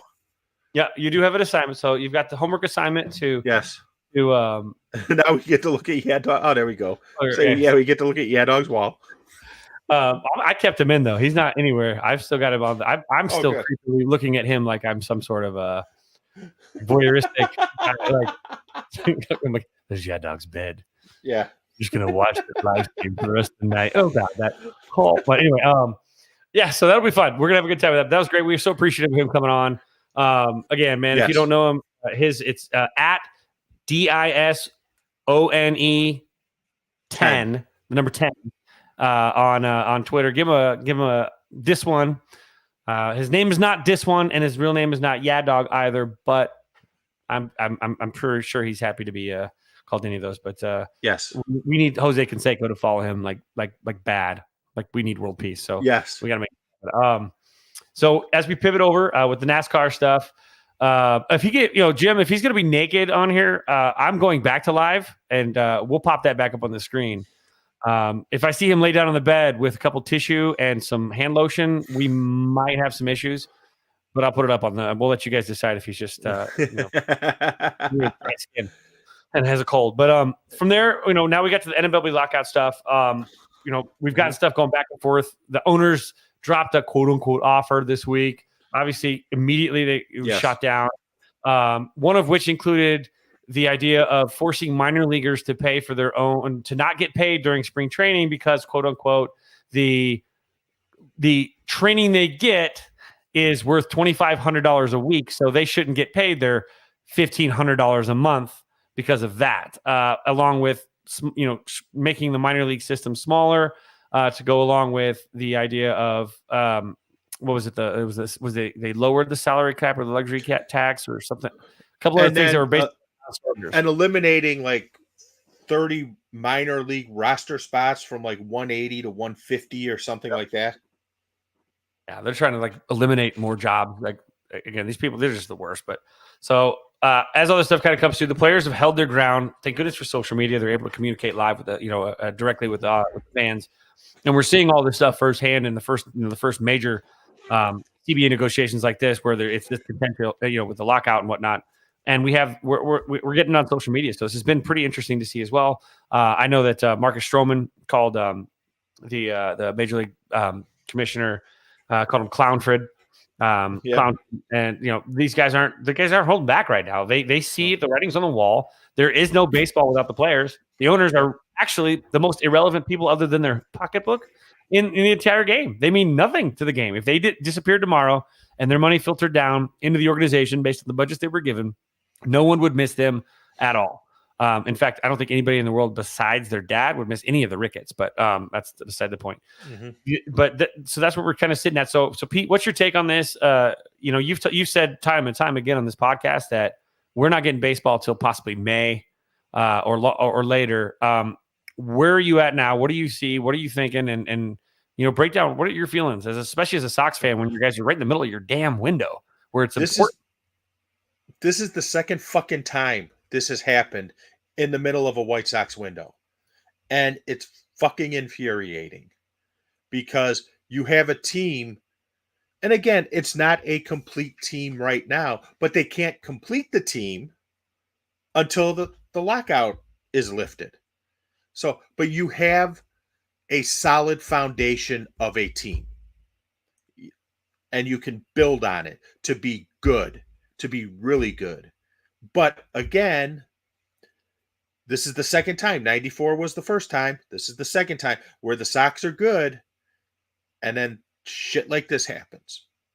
Now, where do I stand? First off, I would bet money right now that when this is over, when the contracts are signed and everything else, Rob Manfred will be canned by the owners and he will be the scapegoat for everything.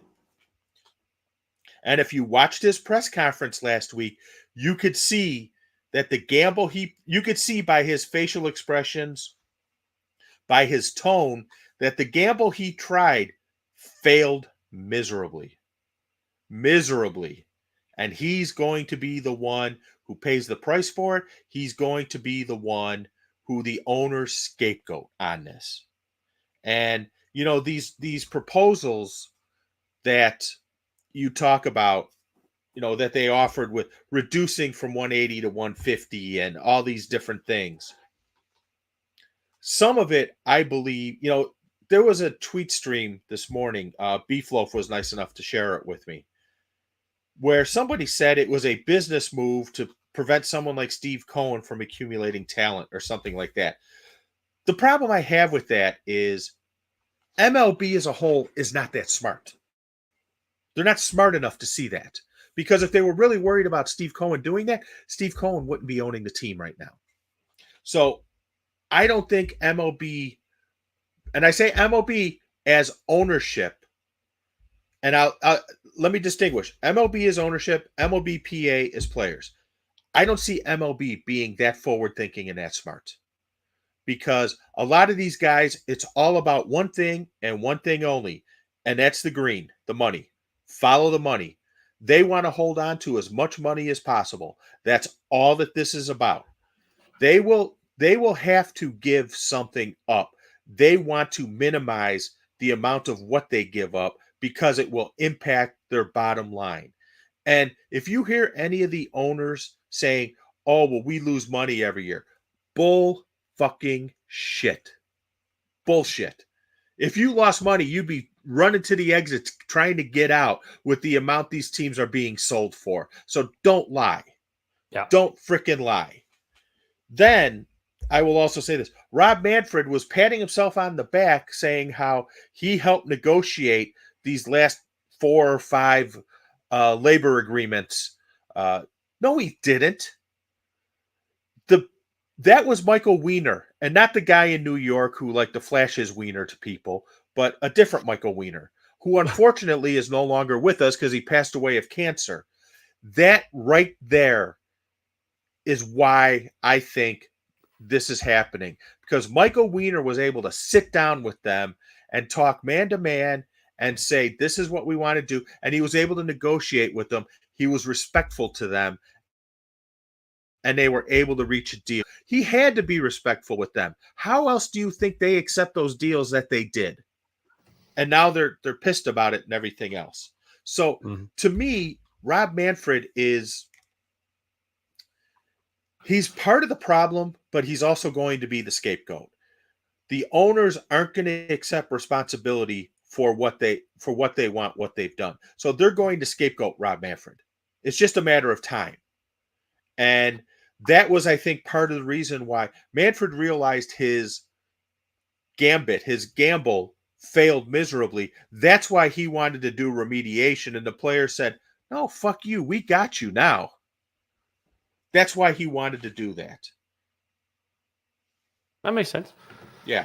And we talked about it before. All those large contracts they were throwing out before the lockout, all that money potting they were doing. I feel like we were kind of dead on when we kind of talked about how this was merely just to muddy the waters to see if these players had the resolve to lose some of the extra pay that they got over market paid by these owners. And we're seeing the players hold their ground, which is fantastic. In fact, I think I was critical of them a while back. I thought they gave up on service time. They have not given up on the service time manipulation change. They're fighting for that, in fact. Mm-hmm. So this is going to take a bit, and it sucks. But it's fine. It feels kind of good. I feel bad saying this. It feels kind of good because I've spent a while now, defending Scott Boras and how important I think he is to the game of baseball when he's been villainized and called the boogeyman. And I think now we're seeing why someone like Scott Boras has to exist. Somebody has to crack the whip with these asshole owners year in and year out when the players are only allowed to negotiate for these CBAs every, couple years. He's the one person that stands on the tracks and stops the train. And these type of people are important in this game. The agents, the representation, these people, God, I even hate saying it. Rachel Luba is important. Mm-hmm. Not as important, but she's important because she has a client. That's kind of a douche canoe, but all of these agents, they hold the power. And if they're just taking the money to take the quick money instead of doing what's right, you're going to find that this is a problem with these players. So I'm really impressed with the players holding their ground. I've said this before. I would literally happily sacrifice an entire Major League Baseball season, which would suck horribly, if it meant the players got what needs to be gotten to fix this game and give it the health it needs, because a little bit of loss now with great health later will bring fans to the game, whether or not they're locked out or not. And that's kind of important to me. So I think that's a big part of it. And I want to add something about your Scott Boras, Rachel Luba statements. They are incredibly critical to this because not every player is knowledgeable like KB. You know, they don't have the economics degree. You know, I mean, look at some of these Dominican players. What do they have? A fifth grade education? And I'm not saying that to be mean, but they need somebody to look out for them or they'll be taken to the cleaners.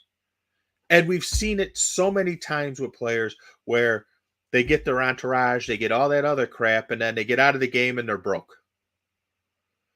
And it just, they need that in the game to protect themselves. But the players have some culpability in this too. The owners are, I would say the owners it's 85-15 owner issues versus player.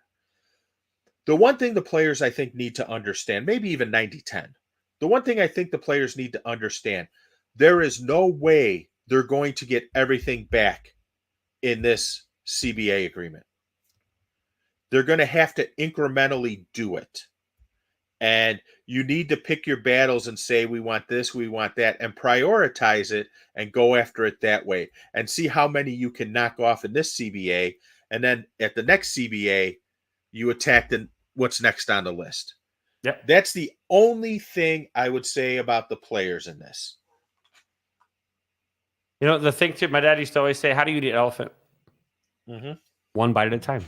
Yep. And it has to be this way. You're not going to get everything in one deal. You're not. It's not possible. You've got to chop a leg out at least. You can't walk away with a fingernail. It's got to be. You have to prioritize. Yep. And so, but the owners out here right now, and the owners don't seem to have any kind of inclination to, like, oh yeah, we got a big. First off, we got a proposal coming, and then before they, one proposal, they demand that they have a mediator from the government. And then they find out, okay, fine, we'll finally throw out a real offer. And then they throw out an offer that they know that's going to get rejected. Yes. They're doing all this, and they get their water carriers like John Heyman right now, or Hyman, or where the hell the fuck you say his name, out there, or geez, Jim Bowden, just shut up. Oh my God, was that athletic article out? Yep. I was stunned reading that. Platform that dude stole from Dominican baseball players that didn't have any better understanding for years. That guy's a piece of shit. Yes. So why is this guy even advocating for anything? Fuck off, Jim Bowden. Shut your mouth. Go back to your hole. You were a failed GM, buddy. You sucked. Twice over failed GM. You failed so bad that somehow you got a job at ESPN, and I don't get it, but whatever. And MLB Network Radio. He's on MLB as one of their GM experts. And the funniest thing, I want to say one thing about that. Right before the lockout started, when the Angels signed Thor, Noah Syndergaard. They lost a draft pick to sign him to a 1-year deal for $20 million. And he's talking about how it's such a great deal. I'm like, are you insane? This is a terrible deal. Like, I traded you my right arm and my left ear for your Diet Coke. Oh, what a fantastic trade. That was, so balanced. Yeah. You know what it reminds me of? Courtney from Your Highness. No, like the owners. No, Courtney, not Triangle Face. I hate Triangle Face. It bothers me. Like, he's like their little jester. Hey guys. I know I'm not one of you anymore, but what would you like me to tell everybody? Yeah.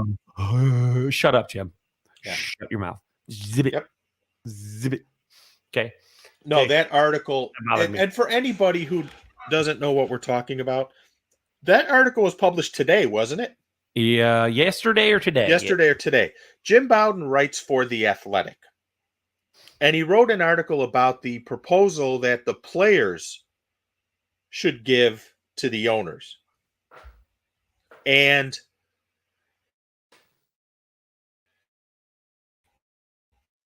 I'm not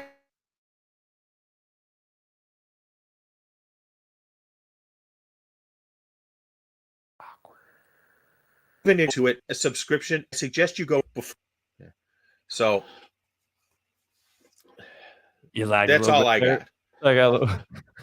I saw that. I Yeah. think StreamYard's having some issues tonight. I don't know what it is, but sorry for those of you that are listening to the podcast on Spotify or iTunes. There's a little bit of like we're being sucked into the Matrix. But I can assure you that I have Gigablast, and so it's happening from their end. But well, yeah. So so the lockout, we're looking at some time out. So doing some stuff with our free time. I think it's pretty important to spend our time doing stuff that we enjoy, and one of those things that you and I both enjoy are movies. And so, during the Super Bowl, which was a fantastic Super Bowl, I really enjoyed it. I won 3 cents. All of my bets hit except for the big one, which would have won me like $300. And I won 3 cents. So when all said and done, I cashed out $300.03 after putting $300 in my account. So not too bad, but a good Super Bowl. But for me, it was more about the wonder that is the commercials, and of course, all the big movie trailer releases and reveals. We got a ton, and so. Of the trailers, there was one where it moved for me, and that's what I was saying. Like of the trailers, I mean, I can kind of run down the list of them. I mean, you had a Doctor Strange Multiverse of Madness trailer, you had a Nope trailer, you had a the last whatever it's called, the last treasure or whatever it was called. Oh yeah, the Tom Holland no, Mark that's Wahlberg movie.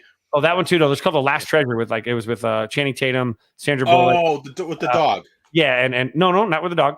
It's again about treasure, and it's with Sandra Bullock, Channing Tatum, Daniel Radcliffe, who's Harry Potter, and Brad Pitt, and it looks pretty funny. So there's that. Then you're talking about the what is it? The Uncharted. That's with Tom Holland and Mark Wahlberg, and then you have the trailer. We had the reveal for the Lord of the Rings television series. Yes. There was the what is it called? The Adam Project with Ryan Reynolds. It's coming on Netflix. Looked really good. Yes. I'm just kind of going. I'm kind of like with my eyes because I'm kind of just like there was a Batman commercial. The Batman like a sizzler. Yep. Yep. They had a Top Gun Porsche commercial, but that was like kind of a quasi trailer. Mm-hmm. What else? There was. I think that might. That's all I can think of right off the top of my head. Moon Knight show on Disney. They also have that. Yes, Moon Knight looks outstanding. Moon Knight looks really good. And I know DC or Marvel's calling or Disney's calling that like its most, I guess, closest to R-rated project they've made since they purchased 20th Century Fox. So that should be pretty interesting just to watch them. And I read Moon Knight as a kid. I read the comic book as a kid, and at times it could be very, very dark. Yeah, I think that's. I would say that would be accurate. Oh, yep. Jurassic World. They had Jurassic World. Yes, there you go. Yep, good. Yeah, it's called the Lost City. By the way, that Sandra Bullock movie. I keep calling it Last. Okay, that's the one where she's like a writer or something, right? And she's like a mystery or like an adventure novelist that.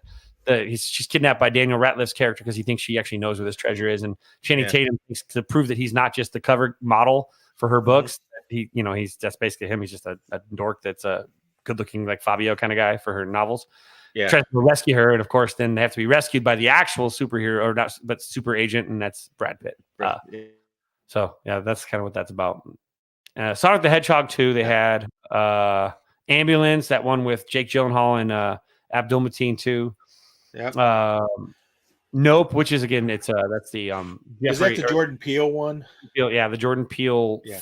The third part of it's. He's got Get Out, Us, and then Nope. So like I keep thinking like Get Out, and he's like Us, Nope.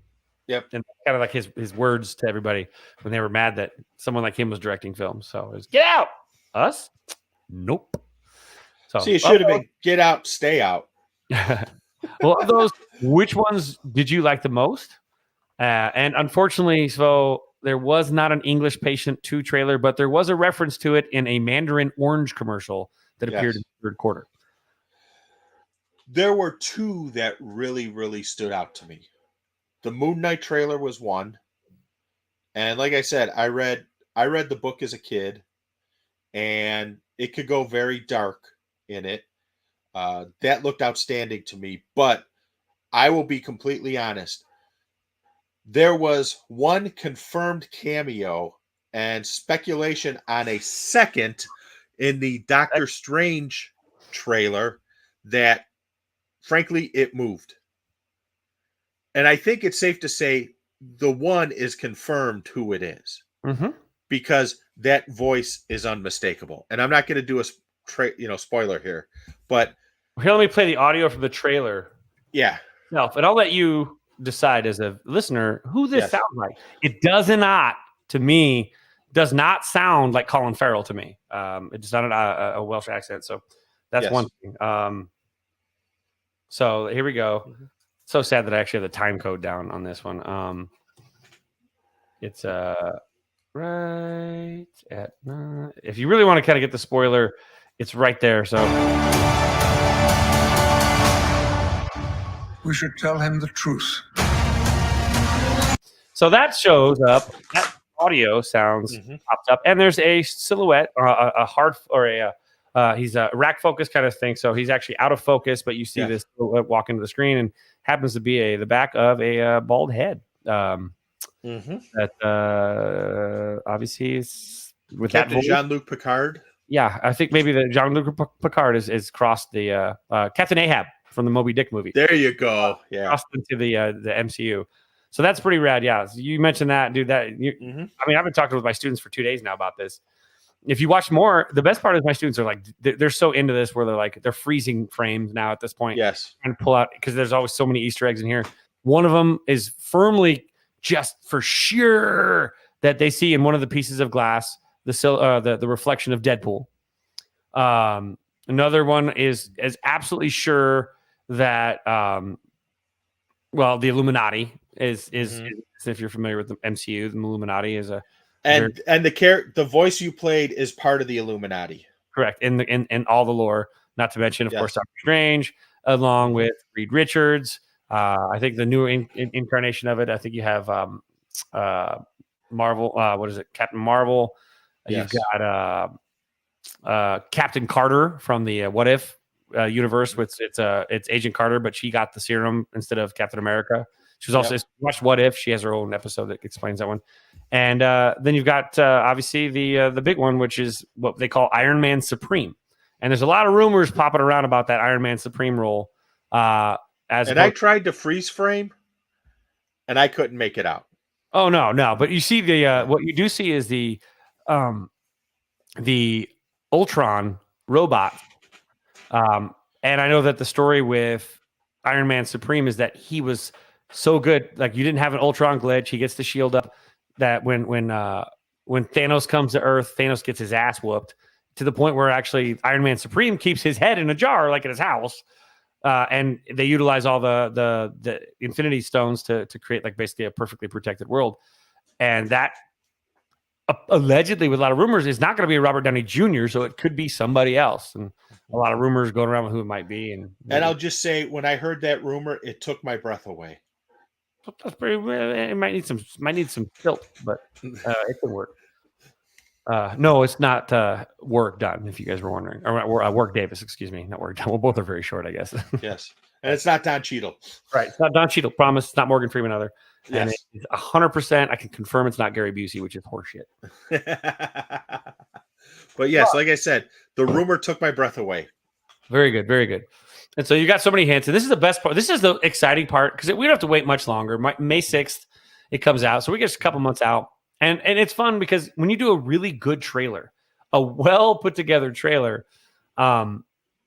you have the ability to generate conversation and hype and anticipation with your audience the way that they've done so well with Marvel stuff. But I think they've taken it to the next level with Multiverse of Madness because of everything that's come out since, when we got into the Spider-Man stuff, into the Spider-Verse, and of course the Tom Holland, the most recent No Way Home multiverse opening with Doctor Strange also that opens up this whole thing. The WandaVision stuff that's opening up. You've got so much anticipation on what the Loki series that sets all this stuff up too when it comes to Kang the Conqueror and all these different characters. And Wanda looks like Wanda's an important character in the Doctor Strange movie as well. Yep. And so who knows what we're gonna get? Are we gonna get Deadpool? Are we gonna get are we gonna get Ben Affleck's Daredevil? I wouldn't mind Jennifer Garner's Elektra. I mean, that's fine. I mean, you ain't gonna twist my arm for that. But, we got John. We got Foggy Nelson. It's true. In Spider-Man, which was funny because in the Ben Affleck Daredevil movie, Jon Favreau played Foggy Nelson. Be funny to get like Happy next to like Foggy. Yes, exactly. He's a great. What? Yeah. Heck, I'm more Jon Favreau closer to Swingers, bud. Nick Cage, maybe Nick Cage will pop out as Ghost Rider too. That'd be great. That would be awesome. But this is going to be fun. We're all excited about it. But that was definitely, I say, the trailer kind of stole the show. I think with the movie. And so I'm actually excited to see that. I'll go see Uncharted this weekend in Dolby. But this past, and it'll have a trailer beforehand, I'm sure. But this past weekend, I got an opportunity to go see two things in the theater, in the cinema. One in IMAX, one in Dolby. The IMAX was actually only an hour long, and it was the Beatles Get Back, rooftop concert that they recorded a bunch of songs, a bunch of tracks for their albums live on a rooftop in London. And it's fantastic because it's basically there's like 30 some odd cameras they set up all over the place. Even one in like the office as a hidden camera across the street to watch the people on the street doing like camera asking questions while they're playing above. And all obviously the stuff that's on the roof. Plus on the floor right below everything is where they're actually recording the music above them for the album. So like the sync of the audio is perfect when you're seeing everything, but in IMAX, multiple camera shots. It was just incredible to hear that music, A, that loud, but B, when you're watching it, I guess sometimes we take for granted how incredible the Beatles were, how incredible Paul McCartney and John Lennon were, with Harrison and Ringo, and you have all of these dudes. And when you hear Paul McCartney singing alongside John Lennon, and you see it on the screen, and you see just, I don't know, man, the two of them together, they're the best like scream singers I've like ever. And you watch how much fun they have and their facial expressions as they're singing and how they play off each other. And in between takes, how they kind of, engage with each other. I don't see Yoko Ono on the roof, which is great. I'm sure someone probably wanted to push her off, but she's there. Oh, she is there. I just didn't see her. Yes. They didn't really focus with her on they probably was because Yoko's on the roof. Linda Eastman, who became Linda McCarthy, is on the roof. And I think her daughter was on the roof too.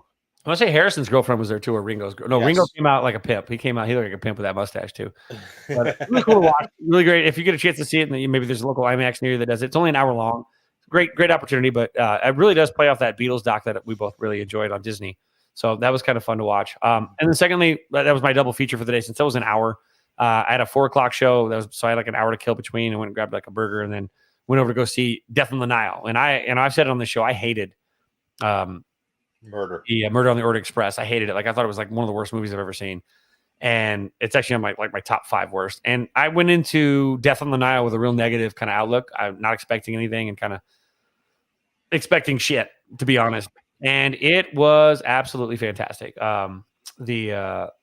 It's way better, obviously, than the Murder on the Orient Express, but at the same time, it is I think the bar was set with Knives Out, especially that year, but it's good. It's entertaining. The first death on the Nile, other than a bird getting eaten by a crocodile, doesn't happen until like an hour and 15 minutes into the movie. So you're like halfway through the movie before someone actually dies on the Nile. But it's fun. It's much better than Murder on the Orient Express. They actually have a little backstory for Poirot. And I think Kenneth Branagh steals the show, to be honest. He's really great. I mean, Gal Gadot's gorgeous. She really is. But there's so many different characters in it. I didn't realize Ygritte from Game of Thrones is on there. But it was actually really good. So it's worth seeing if you go see it. If you want to go enjoy yourself, it's definitely a very good flick to go check out and enjoy. So, but I really did enjoy it. But there's a lot of good stuff out there. So that was last weekend. So if you get a chance to see it, I'm still watching Peacemaker. I don't know, Peter. Are you watching anything? You see anything lately? I've had some stuff going on, so I haven't been able to. So my goal is to try and get through Peacemaker and Book of Boba Fett in the next couple weeks. Just because I haven't been able to get to anything. And I know that Chirizi and Sox Machine Josh do the Southside point of view for Boba Fett, so I purposely not watched them so I could see for myself, and then I'll go back and watch and listen to them. But my understanding is the last episode of Boba Fett, there is a huge surprise at the end. And I've tried to avoid finding out what it is. I think I know what it is, but I'm not gonna. I want to see it to make sure. Yeah, I loved. You're gonna love both, by the way. Peacemaker is fantastic as well. I'm just, and I think Vigilante, the character on Peacemaker, is becoming a cult classic, cult hit character because he is amazing. He's hilarious. He basically has no filter, and he's a narcissistic sociopath, so it's great. And the Boba Fett stuff, yeah, that reveal those last. I'll be honest. I mean, I've heard people say that the first 3 episodes sucked, and then the last 4 was with Mandalorian style, like blah blah blah. Started adding that kind of stuff. I was like, yeah, no.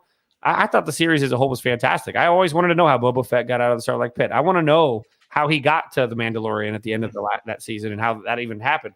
So they, they do a really good job with it. And again, the finale though is just it's a very good finale. I feel like they pared back the budget a little bit, or pared back the budget just a tad, because there's a lot smaller of a group than a normal Star Wars fight. I couldn't get past the fact that like your whole army shouldn't fit in one speeder. But you can see that when you see it. But yeah, no, and I was about to say, you brought it up, but Chirizi and Josh Nelson have done such a fantastic job with that reflection of the of what happens each week on the Star Wars stuff. And there's a lot of Star Wars geeks and nerds like us and dorks that love this stuff. So I think the Star Wars universe as a whole, once it's gotten in the hands of Jon Favreau and Taika Waititi and letting Dave Filoni do his thing, I think the Star Wars universe is actually becoming stronger than it may have ever been, even under Lucas, because Lucas was always a terrible storyteller, but a fantastic visual. And now we have people that are fantastic storytellers, that, especially Dave Filoni, my God, that are putting this stuff together, and we're getting some quality content. I mean, you'll see some of the cameos that show up. I don't want to spoil anything for you. If you're a fan of Clone Wars or Rebels or any of the other things, you're going to absolutely adore where this goes. And for anybody that hasn't watched it yet, I would recommend it. The Boys is coming back here too, and I'll tell you, I'm pumped for that too. That's a great show. That's if superheroes went R-rated and they were horrible in private, like it was like they were just preying off of the popularity of pop culture.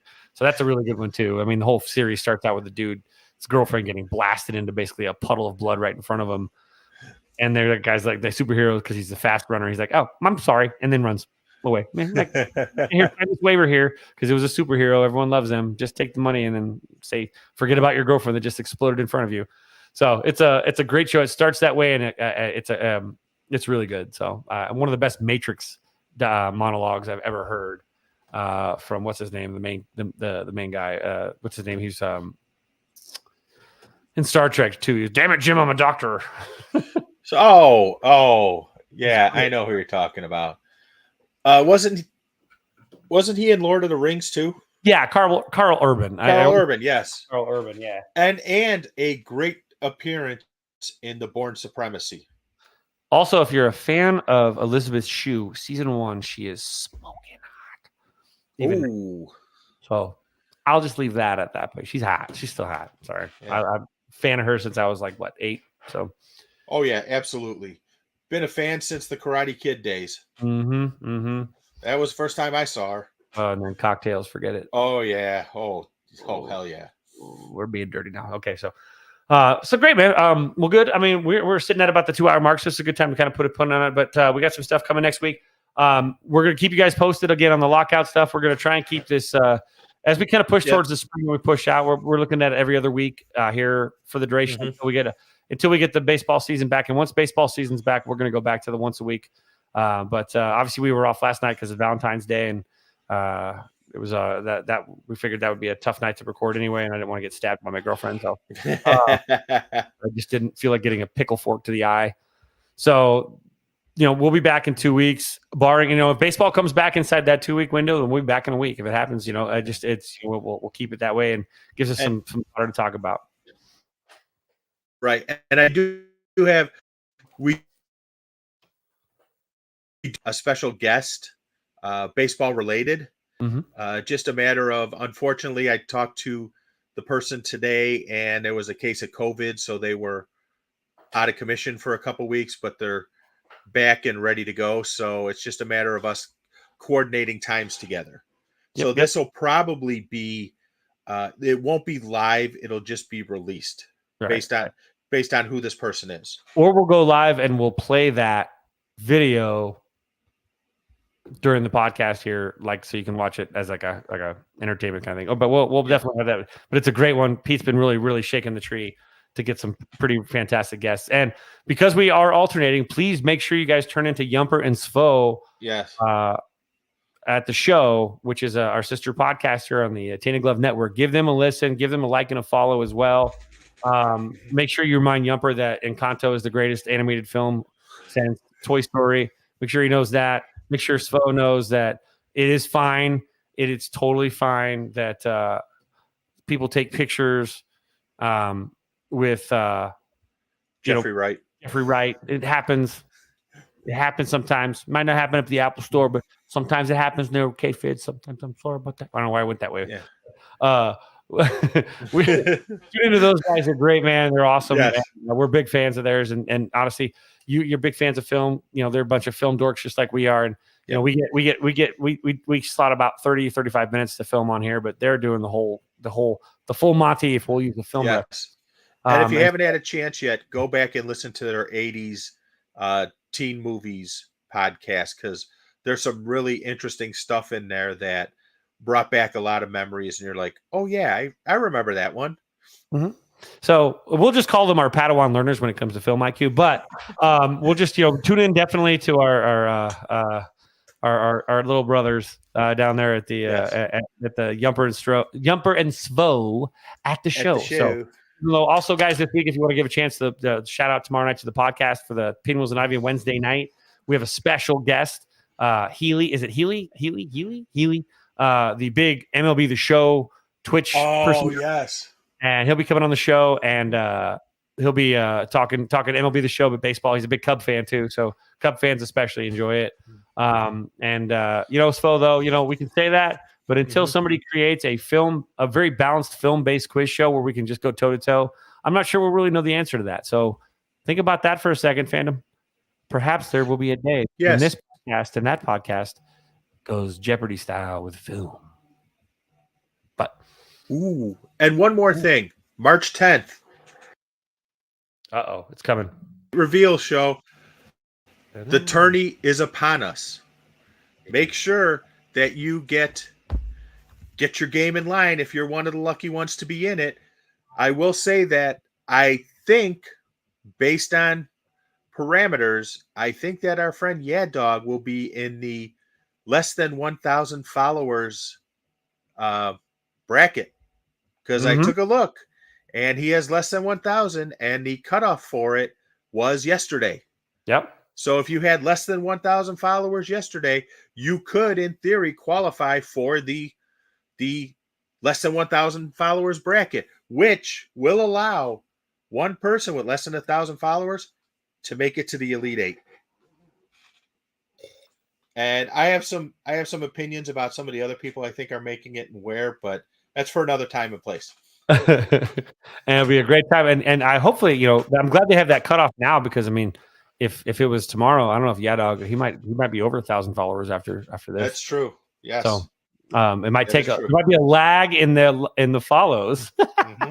But, so for me, at least for me on my end, I know that Svo is now extremely salty in our group text. He's very angry that I called them Padawans. So I mean, you're lucky I called you a Padawan and not a Jawa. So yeah, be thankful. But for me, guys, I appreciate you guys tuning in. Have a fantastic couple of weeks. Enjoy this. Where you're at. Hopefully the weather's nice. You're staying safe. Love the ones you're with. If you can't love the ones you're with, hate the ones you're not with. I don't know. I got nothing, but that was really, really philosophical. But We do appreciate you guys taking the time out to listen. And YAHDOG, we really appreciate it. Again, check him out. It's at DISONE10 on Twitter, and give them a follow. Again, check us out on at Tainted Glove on Twitter and YouTube. Make sure you smash the like button. Make sure you smash the follow button. Make sure you smash the rate and review button. Except for Sfo, don't review this because you're going to be all mad and salty, saying that we were mad because you called you a Padawan. But thank you guys so much, especially Beer Garden Jim, the ratings master. Thanks for tuning in. But other than that, Pete, I got nothing else. Again, I just appreciate you guys. Pete, last words and take us on out, bud. Yes. Thank you for tuning in. Obviously, without you, we're nothing. The greatest gift you can give someone is your time. So we truly appreciate you giving us your time to listen, to watch, to comment, whatever it may be. With that being said, let's try and figure out a way to let MLB and the MLBPA know that they need to get their heads out of their asses and get this resolved, mostly MLB. But with that, thank you very much for tuning in, and aloha.